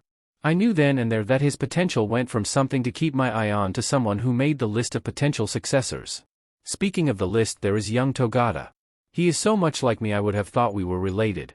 Mirai's fanboy nature was truly shining bright when he presented me with Togata as a potential candidate for One for All. He is experienced, heroic, and emanates a light that can ease the hearts of those around him. Truly a fine candidate. Unfortunately, I haven't had as much time with young Togata as I did with young Midoriya, as I wanted to assist young Midoriya in his training to enter UA as part of my gratitude for healing me. But in the coming weeks I will be teaching at UA, and in that time, I can further assess young Midoriya and young Togata. Truly I know One for All will be in good hands with either of them, but I don't want to rush such an important decision. I also pledge to be a good mentor and teacher to my students like my master was to me, so that I may see them become the pro heroes I know they have the potential to be. That is if Mirai's prediction doesn't come to pass first. But I shouldn't think of that. I want to see young Midoriya's performance in Aizawa's quirk apprehension test, which is starting any minute. From the desk of Shota Aizawa. The first days of a new year always make me melancholic. I have been an underground hero ever since 2 weeks after my graduation from UA till now. I started with a laptop, my support gear and the occasional assistance from friends in the police force. It took a day to see a sexual assault that was seconds away from tragedy. It took 3 days to come across a mutilated body, a victim of a villain that was flexing his quirk. It took a month to lose a friend to another villain. I have scars on my body from mistakes, I have scars from failures, and I have never wanted them removed because they remind me of the most important truth of this line of work. Hero work is dangerous. I'm a tough teacher and I will never not be. It is cruel to destroy dreams, but I'd rather them fail here than out there. At least here, no one dies for real. Although, after seeing the potential of this new class, even I have to admit that there is no one that I feel shouldn't be a hero. If only Emmy could hear me say that, she'd think I was going soft. Then she'd propose again, and I'd say no again. Then I'd feel bad again and move that dial in my head toward saying yes, just a tiny bit. So far, I'm at 17.5 out of 100 on the scale of saying yes. Imagine my shock at her slow but sure success at whittling me down. Hisashi must never know. Back to my class, there were standouts in good ways and bad ways. First that comes to mind is Todoroki Shoto. He possesses the most raw power in the class at this point. He can make massive amounts of ice in an instant and seems to have precise control on top of that. Speaks of years of training, good on him to not rely on power and coast through his training. Endeavor's son or not, if he had been, I would have cut him to the curb. However, his file labels his quirk as half hot half cold. Which leads me to believe that he has fire as well. Which he should, as son to the man with arguably the strongest fire in the country. It would be odd if he didn't. But he didn't use it, and I will find out why. Is he not confident in controlling his fire? If that is the case, then it is admirable to hold back to not risk injuring his classmates, and I would commend him for it. Is he holding back for some other reason? Again, unclear, but I will find out. He needs to use every tool at his disposal, otherwise he will suffer. Why? Hero work is dangerous. Second to stand out is Bakugo Katsuki. An interesting one. Labeled a genius, and his scores show a high intelligence, and he is the second in terms of pure power. He has a determination that is rare to see and the same ambition of every hero student to be number one, but there is a drive that makes me look at him and think he could have a shot. But that attitude and demeanor of his is quite shocking. He is more abrasive and cruder than his file would suggest, and while I don't care how he talks, it is curious. He has an existing relationship with Midoriya Izuku that would suggest enemy or rival, and today was a blow that could break him or make him even stronger. Only time will tell. Third standout, Midoriya Izuku. I had my eye on this one since a few months ago, where the staff witnessed him do what no other could. Heal All Might. He is a genius, and it shows in his scores and use of his quirk, one that makes even my head spin at the complexity of it. When I first learned of it, I felt pity at the sheer difficulty of mastering such an ability. But seeing him today and listening to him and Yaoyorozu shoot their capabilities back and forth, I'm interested to see where he goes and how high he can climb.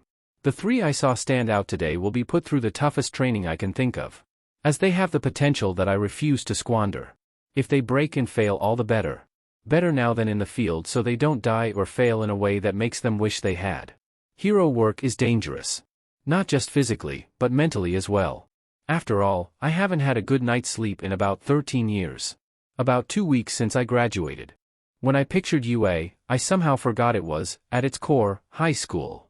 Mused Izuku as he walked into UA for the first day of his second week. After the exciting and stressful first day, nothing special had happened since. They had orientation the first days with all 7 of their core classes, except for Foundational Hero Studies, which was today. Math, Science, Literature, Foreign Language, all standard classes that even UA taught alongside their core heroic classes.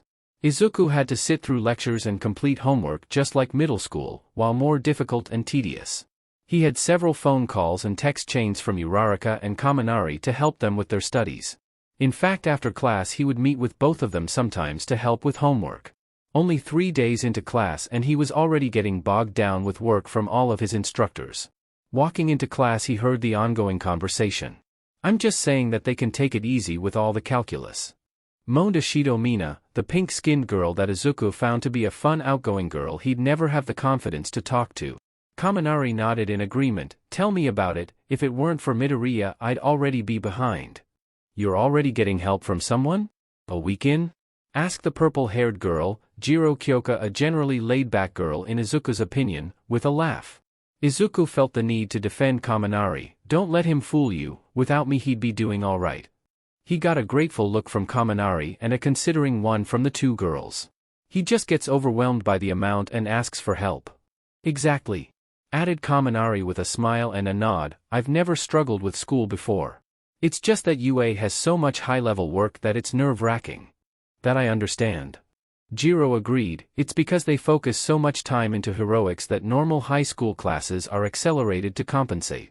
We're probably a week ahead of normal schools for our core classes." Ashido's head dropped, "Which is just mad aggravating. I've always been a good student, but I just can't see myself doing better than all right at this level." Izuku tried to reassure her. "Well, the good thing is that you've already been accepted into UA, and as long as you don't fail, you'll be fine." "That doesn't help, Midoriya," she shouted with comical tears streaming down her face. Right as he was about to respond, Aizawa came into class with his perpetually tired aura around him.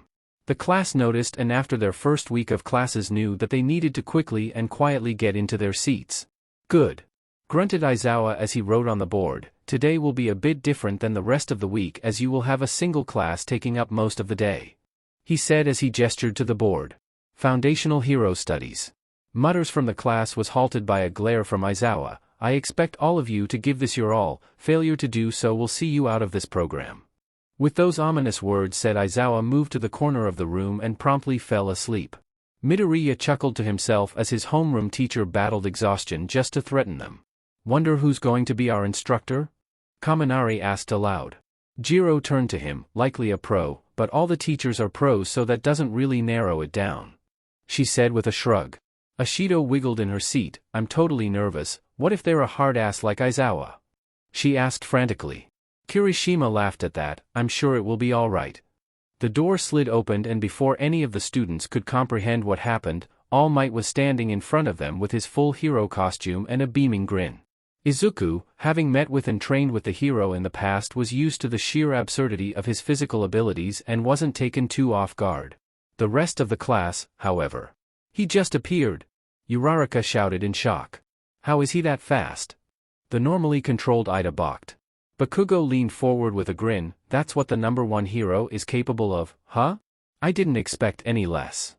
The rest of the class wasn't faring much better, torn between silent shock and incoherent murmuring. It took a few moments before the class settled. Izawa, who had been forgotten from his place in the corner, sighed tiredly. Focus. Snapped Izawa. This is a good lesson. Maintaining control while surprised or scared is a key skill for any pro hero. Now, continue All Might. All Might in typical fashion laughed off the students' reactions and Izawa's comments. Thank you, Izawa. Students, we have much to do today. I originally intended for this class to be taught by just myself, but I have invited your homeroom teacher to join us. He said while gesturing to the hero in question. Izawa merely sipped from a juice box he pulled from his sleeping bag, fully content to ignore All Might. All Might continued quickly. You learned on your first day what your quirks are fully capable of at the moment. So today we're going to build off that and learn what you're capable of in combat. The class perked up after hearing that. Is it going to be a battle royal? Shouted Kirishima with a large grin. Mineta started to sweat after hearing that. Wouldn't that just let Todoroki or Bakugo win it easy? Can we kill each other? Bakugo asked with a large grin. Uraraka timidly raised her hand. Is there a risk of expulsion like last time? They were silenced by a loud clap from All Might. That was a lot of questions. I can't answer them all if you don't give me a chance. He laughed. Now this isn't a battle royal. I will explain more once we get to the training facility. For now, I want everyone to go to their designated locker and gear up. Then we'll go to our training site. Izuku got up from his chair and reached out for his locker with his quirk, which caused him to grunt in annoyance. His locker weighed over 9 kilograms, making it impossible for him to lift, so with a sigh he waited his turn, then followed the rest of the guys to the locker room to change. While the guys were chatting and changing, Izuku was looking over his outfit with a satisfied smile. It was the perfect costume. It started with a tight dark green and black bodysuit that covered from halfway up his neck to his ankles with padding on key areas like his stomach, chest, shoulders, shins and elbows.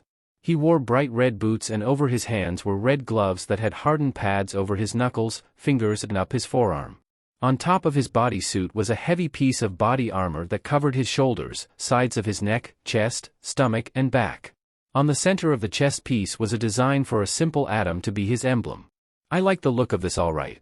Izuku grinned to himself while making a fist. Before he set aside the box that contained his suit, he saw a small box at the bottom with a note on the top. You didn't have anything labeled for your face. So, we decided to add this. Hope you like it. Design team. Izuku opened the box and lying inside was a pair of dark glasses that were nearly impossible to see through from the outside. Putting them on, he was hit with a small burst of light before his eyes focused and he recognized screens on the lenses. The screen read, rapidly adapting light shields, with a description stating that the glasses tint reacts to the brightness of the environment to give the wearer perfect vision while obscuring the identity of the wearer. Izuku grinned. They're perfect. I didn't know I was missing something like this till I got it. Even though to the outside they were pitch dark tint glasses, he could see perfectly in the low light of the locker room. Well, look at you. Kaminari commented with a grin. Look ready for battle. Those are some killer shades. Seems we had the same idea. Looking over, Izuku noticed the same type of glasses on his face. the rest of his costume was an insulated black jacket and form-fitting pants with lightning bolt designs running up the sides. Overall, it fit his motif quite well. Not too bad yourself, Kaminari. Izuku said with a smile. Ready to kick some butt? Kaminari grinned, you know it. They were all led to Training Ground Beta, which was a massive city that was several square blocks. The roads, intersections, and buildings were all perfectly replicated from actual cities for proper simulations.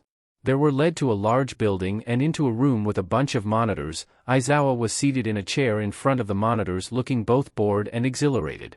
Izuku noted that all the costumes seemed to hint at or blatantly reveal the nature of the quirks of his classmates. He did, however, completely avoid looking at Yaoyorozu for too long. Izuku may understand why it was necessary, but that much skin was too much for him at this point. He elbowed Kaminari, who was busy drooling at their female classmates. Pay attention. He grunted. Sorry. Kaminari said with a laugh. Now, you wonderful youngsters, said All Might, this is going to be a series of 2-on-2 battles. The teams are already decided, so I will announce them in a moment. The purpose of this battle is to simulate a real hero scenario. The objective is to either protect or to retrieve. To each side the opposite can be called the villain. One side is to protect a precious item from being stolen while the other is to retrieve a very dangerous item from the wrong hands. One team will begin inside the building and given time to prepare while the other is going to wait outside till the start. To win, the raiding team merely needs to touch the object while the home team needs to hold off the other team for the full 5 minutes or capture the attackers.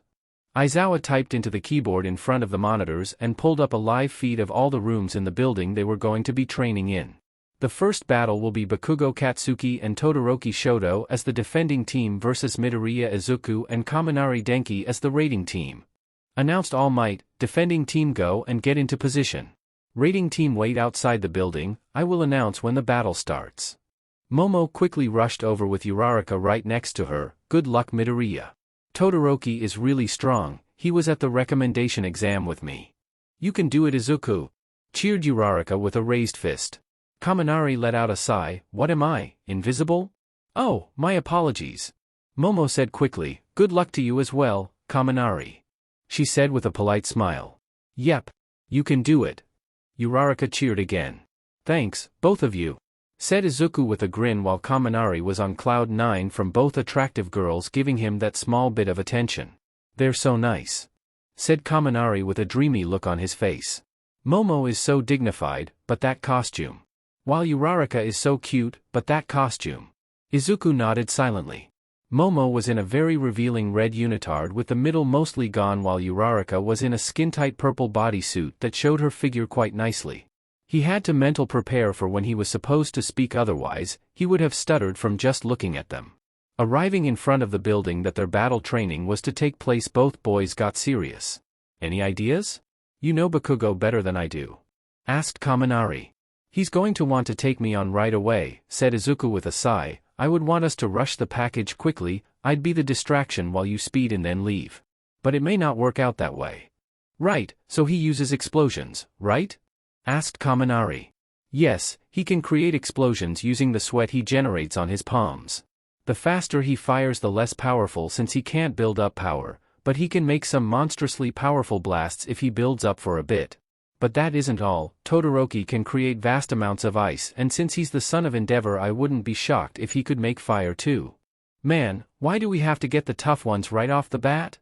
Whined Kaminari while throwing his hands up, so it will be 2 1-on-1 fights rather than a 2v2. A loud horn sounded throughout the area followed by, begin. Izuku rushed forward and kicked the door down. For now let's just proceed and play it by ear. Got it. After 10 steps into the building the entire area became cold and in the next instant both Izuku and Kaminari were frozen to the ground. Izuku grunted before kicking himself free while Kaminari flooded his body with lightning causing he ice to shatter around him. Well, that was something, commented Kaminari with a groan, his breath visible in the cold atmosphere. Izuku took a breath and slowly manipulated the ice around him. He could only go 5 kilograms at a time, but after a minute or so the entire area that he was able to control with his quirk was completely void of ice or water. Water and all its forms were among the first things I learned to manipulate, explained Izuku to the surprised Kaminari. We'll have to stick together, or the ice could overwhelm you if you aren't careful. He can't throw attacks like that around constantly, said Kaminari. Doesn't matter what quirk you have, there is always a point that you can't use it anymore, and I have to believe that he can't just freeze the building over and over. Who knows? Responded Izuku with a shrug. He had quite a bit of stamina with his quirk, so he wouldn't hold out on someone like Todoroki having a small tank. Making their way through the building, they arrived at the second floor to the sounds of shouting. You better not pull that crap again. Deku's mine, shouted Bakugo. He was standing at the end of the hallway putting his finger to his ear, clearly in an argument with Todoroki about the ice. We can capture him while he's distracted, tag team him or split up, proposed Izuku. Kaminari frowned in thought. Fighting Todoroki one-on-one will be tough, then again both of them are tough. But I think you should let me fight Bakugo and you take Todoroki. His ice is useless against you. I would get overwhelmed after a few attacks. Then you attack, then I'll rush forward. Not needing more planning, Kaminari rushed forward, getting the attention of Bakugo, who glared at him but rushed forward with a trail of explosions. I was waiting for Deku, but you'll do for now. Kaminari let Bakugo swing first, and with hundreds of spars worth of experience, he was able to flow around the hit and counter with a strong lightning-infused uppercut that stunned Bakugo enough that Izuku was able to rush past them to the stairs. Over a year at Fight Dojo taught Kaminari many things. Taught him patience, taught him to understand his quirk, taught him the skill of analyzing his opponent and strategizing in moments. He had over 250 fights with only 47 loses. Despite losing to Midoriya twice, Kaminari was regarded as a combat powerhouse thanks to his quirk synergy with hand-to-hand combat. So, with that in mind, Kaminari's hit was hard enough and was flooded with enough lightning that Bakugo was stunned for 5 full seconds, allowing Izuku to rush past and start climbing the stairs without issue. What? Groaned Bakugo before blasting back to his feet. So the lightning extra has some power? Well, bring it on. Kaminari raised a fist with a grin. Let's go. Bakugo rushed forward with a wide grin. As soon as he got within striking distance, Bakugo put both palms forward and blasted a large explosion that pushed him back and knocked Kaminari off his feet. What a pain! Grunted Kaminari as he got back up and rushed towards Bakugo, but not completely closing the distance. Bakugo didn't beat around the bush. He rushed directly at Kaminari and moved to blast over Kaminari to attack from his flank, but Kaminari was faster and lashed out with a high kick that was saturated with lightning. Bakugo convulsed the instant the kick connected before being launched at the wall. However, before he could impact, he recovered and blasted himself back into the fight. Kaminari got into a stance and saturated his body with crackling yellow lightning. Bakugo landed and closed distance on foot rather than in the air. Honed from over 200 bouts, Kaminari instantly connected the dots and in classic form, released the lightning in an indiscriminate shock as soon as Bakugo was in range. Bakugo howled in anger and pain as the lightning flowed into him. Izuku sighed as he made it to the 4th level, the one he was sure Todoroki was on.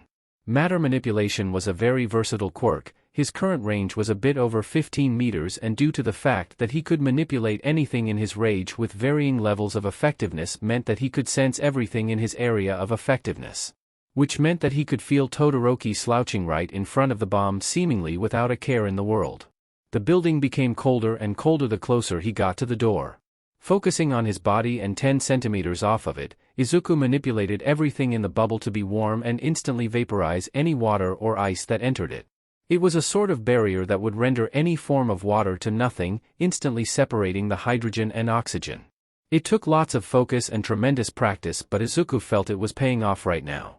Todoroki was up against his worst matchup. Water and all of its states of matter were Izuku's to play with. Unless the team used his fire, he was effectively quirkless. Opening the door, the ice on it and around the doorway instantly vaporized as he walked through. A bit chilly in here, mused Izuku with a smile. I'll be taking that bomb, villain. He shouted as heroically as he could. Really just emulating All Might as best he could. Todoroki seemed nonplussed. Why is the ice disappearing as you walk forward? He asked in an empty monotone. Izuku smiled, not stopping as he walked towards the bomb. Any ice that gets within 10 centimeters of my body is vaporized. I'd try out the fire side. All states of water are useless against me. Todoroki glared at him before stomping his foot and sending a massive pillar of ice at Izuku, who just continued to walk forward. As soon as the ice entered his range, it vaporized, and the massive pillar was no longer as large or imposing. He was now 2 meters from the bomb and right next to Todoroki. Ice won't work, Todoroki. Izuku said with a smile before continuing toward the bomb. It's my win. The second Izuku said that he laid his hand on the bomb and a loud horn sounded. Raiding team wins! Screamed All Might through the intercom. Todoroki looked shell-shocked as All Might's voice reverberated throughout the building. His fist clenching and unclenching as he glared at the ground with a furious look in his eyes. Izuku moved to speak to him but he backed off when he thought about it. Todoroki didn't look like someone words would reach at the moment. Izuku made his way back to Kaminari who was being verbally assaulted by Bakugo. You didn't win. You hear me? Shouted Bakugo, Ice Princess lost us the battle not me. What a waste, having to rely on an extra like him. He grunted with a disgusted look on his face. I think it was more that Midoriya completely countered the ice half of his quirk. Commented Kaminari with a thoughtful look on his face, if he used his fire it would have been a bit more troublesome, I think. Yep. Interjected Izuku as he got closer, for some reason he didn't use his fire, but we won so I'm happy. Bakugo glared at him, Deku, this was supposed to be our battle. He said with fire in his eyes. Izuku shrugged, Kaminari wasn't in a position to fight off the amount of ice Todoroki could summon, so he wanted to fight you. Bakugo grunted before shooting Kaminari a look, we're going to fight again, and it won't be stopped because of someone else. He said before stalking away. Izuku watched him walk away before turning to Kaminari, congratulations, he likes you. He said with a laugh. That's what that means? Kaminari asked in shock, I thought that meant he wanted to kick my ass. He does. Said Izuku, but he wouldn't bother wanting to fight you if he thought you were weak. Kaminari sighed while rubbing his forehead, great, he was starting to get used to my lightning toward the end, which means he's going to be harder to fight the longer we fight which is just unfair. He complained. Izuku patted him on the back and they made their way back to the class observation room. Todoroki was already there standing off to the side making a point of ignoring and avoiding everyone in the room. Bakugo was less secluded but wasn't making a point of interacting with the class. Kaminari was rushed by Ojiro, the boy with a large tail for a quirk. Those were some good moves, especially the high kick. He said with an impressed look. Well, I've been training for about a year before getting into UA. Shrugged Kaminari. Alright everyone. Began All Might, what are the thoughts on this battle? Who can we say is the MVP? Ida raised his hand, sir. I believe that everyone performed as best they could bar Todoroki, other than his first ice ambush he failed to adapt to Midoriya's overcoming of his ice. I believe he should have tried to fight hand-to-hand or move the bomb away. Momo continued, since the scenario was a team of heroes protecting a device or a team of heroes retrieving a device, I believe Bakugo leaving to fight could be seen as a shortcoming as he is leaving something less protected. However, taking the fight away from a VIP is also important and foreseeing Midoriya being completely immune to someone would be next to impossible to predict without knowing him and his quirk very well. I am having trouble deciding between Kaminari and Midoriya for MVP as both did their jobs, either stalling or retrieving, well and in the end, it was the right play overall. Bakugo grunted but didn't say anything as he agreed with her assessment. The silent Aizawa at the center of the computers controlling the cameras for the task spoke up. Midoriya represented something that every hero will eventually come up against, some more than others. Someone whose quirk completely counters your own, making it useless or actively hurting you due to your own quirk. My quirk erasure represents that as well, villains don't know what to do when I turn off their quirk. Similarly, Todoroki was caught off guard when Midoriya completely neutralized his ice. The class muttered at their teacher's wisdom before he continued, that being said, whoever came up with the plan is the MVP. So, it's Kaminari, said Izuku, he decided to fight Bakugo and had me go for Todoroki. Kaminari grinned, hell yeah. He cheered getting laughs and similar cheers from the class. Congratulations young Kaminari. Said All Might, if I could recommend something for those situations is to make sure that you aren't overly relying on any one aspect of your abilities. Ranged fighters shouldn't neglect close quarters and vice versa. Now let's continue. Shouted All Might. The next fight was between Hagakure and Aoyama versus Kirishima and Shoji. Izuku could tell where they were going with this matchup. Ranged Aoyama versus close-range Kirishima and stealthy Hagakure versus the vigilant Shoji. Making mental notes of their abilities, Izuku could only really see Hagakure as being the tough opponent as she was completely invisible and finding her could prove difficult. Izuku was sure that his enhancements were enough to deal with Shoji and Aoyama and he was confident he could weaken Kirishima's hardening with his quirk. Overall, Izuku felt he could handle the four of them without issue. The third battle was between Mineta and Shiro versus Uraraka and Momo. Both teams were capable of binding opponents in some way, so it was a battle of detainment. Surprisingly, Izuku learned that the balls on Mineta's head were nearly indestructible, and he was sure that the only way to remove them were to break them down on a molecular level, which meant that being hit with multiple would be trouble even for him. Other than that close distance with Shiro, keep distance with Uraraka and try to predict and outmaneuver Momo. The next battle was between Ida and Azui versus Kota and Jiro. Despite coming off as mean, at this point none of them looked to be someone Izuku would struggle with. Ida was fast, but Izuku's enhancements made him sturdy and stronger, while Azui had high mobility and versatility. She didn't excel at any of it. Kota was useless without animals from what he could tell, and Jiro would be a pain, but he could use his quirk to hold her ears so she couldn't move them and overtake her. The final battle was Sato and Ojiro versus Tokoyami and Ishido. Unlike before, Izuku acknowledged all of them as worthy opponents. Ojiro was clearly the best in the class at hand-to-hand, and if his nearly 300 loses at Fight Dojo taught him anything, it was that experience beat raw power. Ishido would require lots of focus to reduce pH levels so her acid wouldn't hurt him, and her mobility and agility would make her tough close-up. Tokoyami was a 2-for-1 as his quirk was sentient, which meant Izuku wouldn't be able to judge how tough the fight would be. Creating some sort of light source to reduce the shadow's power would be a good start. Sato was an enhancer, but his top level of strength and ferocity could catch him off guard if he got too cocky. Messing with his sugar levels to remove his strength would be the best start, however that amount of focus could be difficult mid-fight. Excellent work. Cheered All Might once everyone was back together. I believe this was a resounding success. Use the experience of live combat and the observations of your classmates to help train and strategize for future battles. With that, I am off, leaving like a hero. Again, the class bore witness to the absurdity of All Might's speed as he quite literally vanished faster than any of them could register. How do you overcome that? Asked Ojiro in wonder. Izuku laughed, finding a way to hinder his movement, like fighting around civilians or in a small area. However, that would just make him end the fight faster. Having multiple enemies that could slow or hinder him while someone was pressuring him up close would be a good start. He mused. Kaminari shook his head. Who the hell could pressure All Might up close? Isn't his power, screw you I'm stronger, the quirk? He asked incredulously. Izuku shrugged, didn't say it was possible, just that it was a way. He's the number one for a reason. No one in the near 30 years he's been active has come close to the guy in ability. Mr. Aizawa. Called Uraraka, getting the man's attention. Could you cancel All Might's quirk? He gave her a look before shrugging, most likely, seeing as how his quirk in some sort of enhancer, but based on his size I would assume he'd still ragdoll me. Yeah. The guy must eat a whole cow for protein. Laughed Kirishima. Momo tilted her head. Actually, I think Midoriya could defeat All Might. She said, shocking the class. Izuku, who had spent the weeks leading up to UA getting his ass kicked by All Might, was very interested to hear her theory. His quirk allows him to manipulate matter, she continued. He could likely paralyze him by severing his spinal column or flat-out lobotomizing him, and there would be no muscling through that. Ah, it was the villain way. Izuku sighed. Quite frankly, she's right. Getting even more shocked cries from the class. My quirk is immensely dangerous and even more versatile, but I would never do something I couldn't undo. So, while I could kill him quite easily, I would never do something like that. I wouldn't be a hero if I did after all.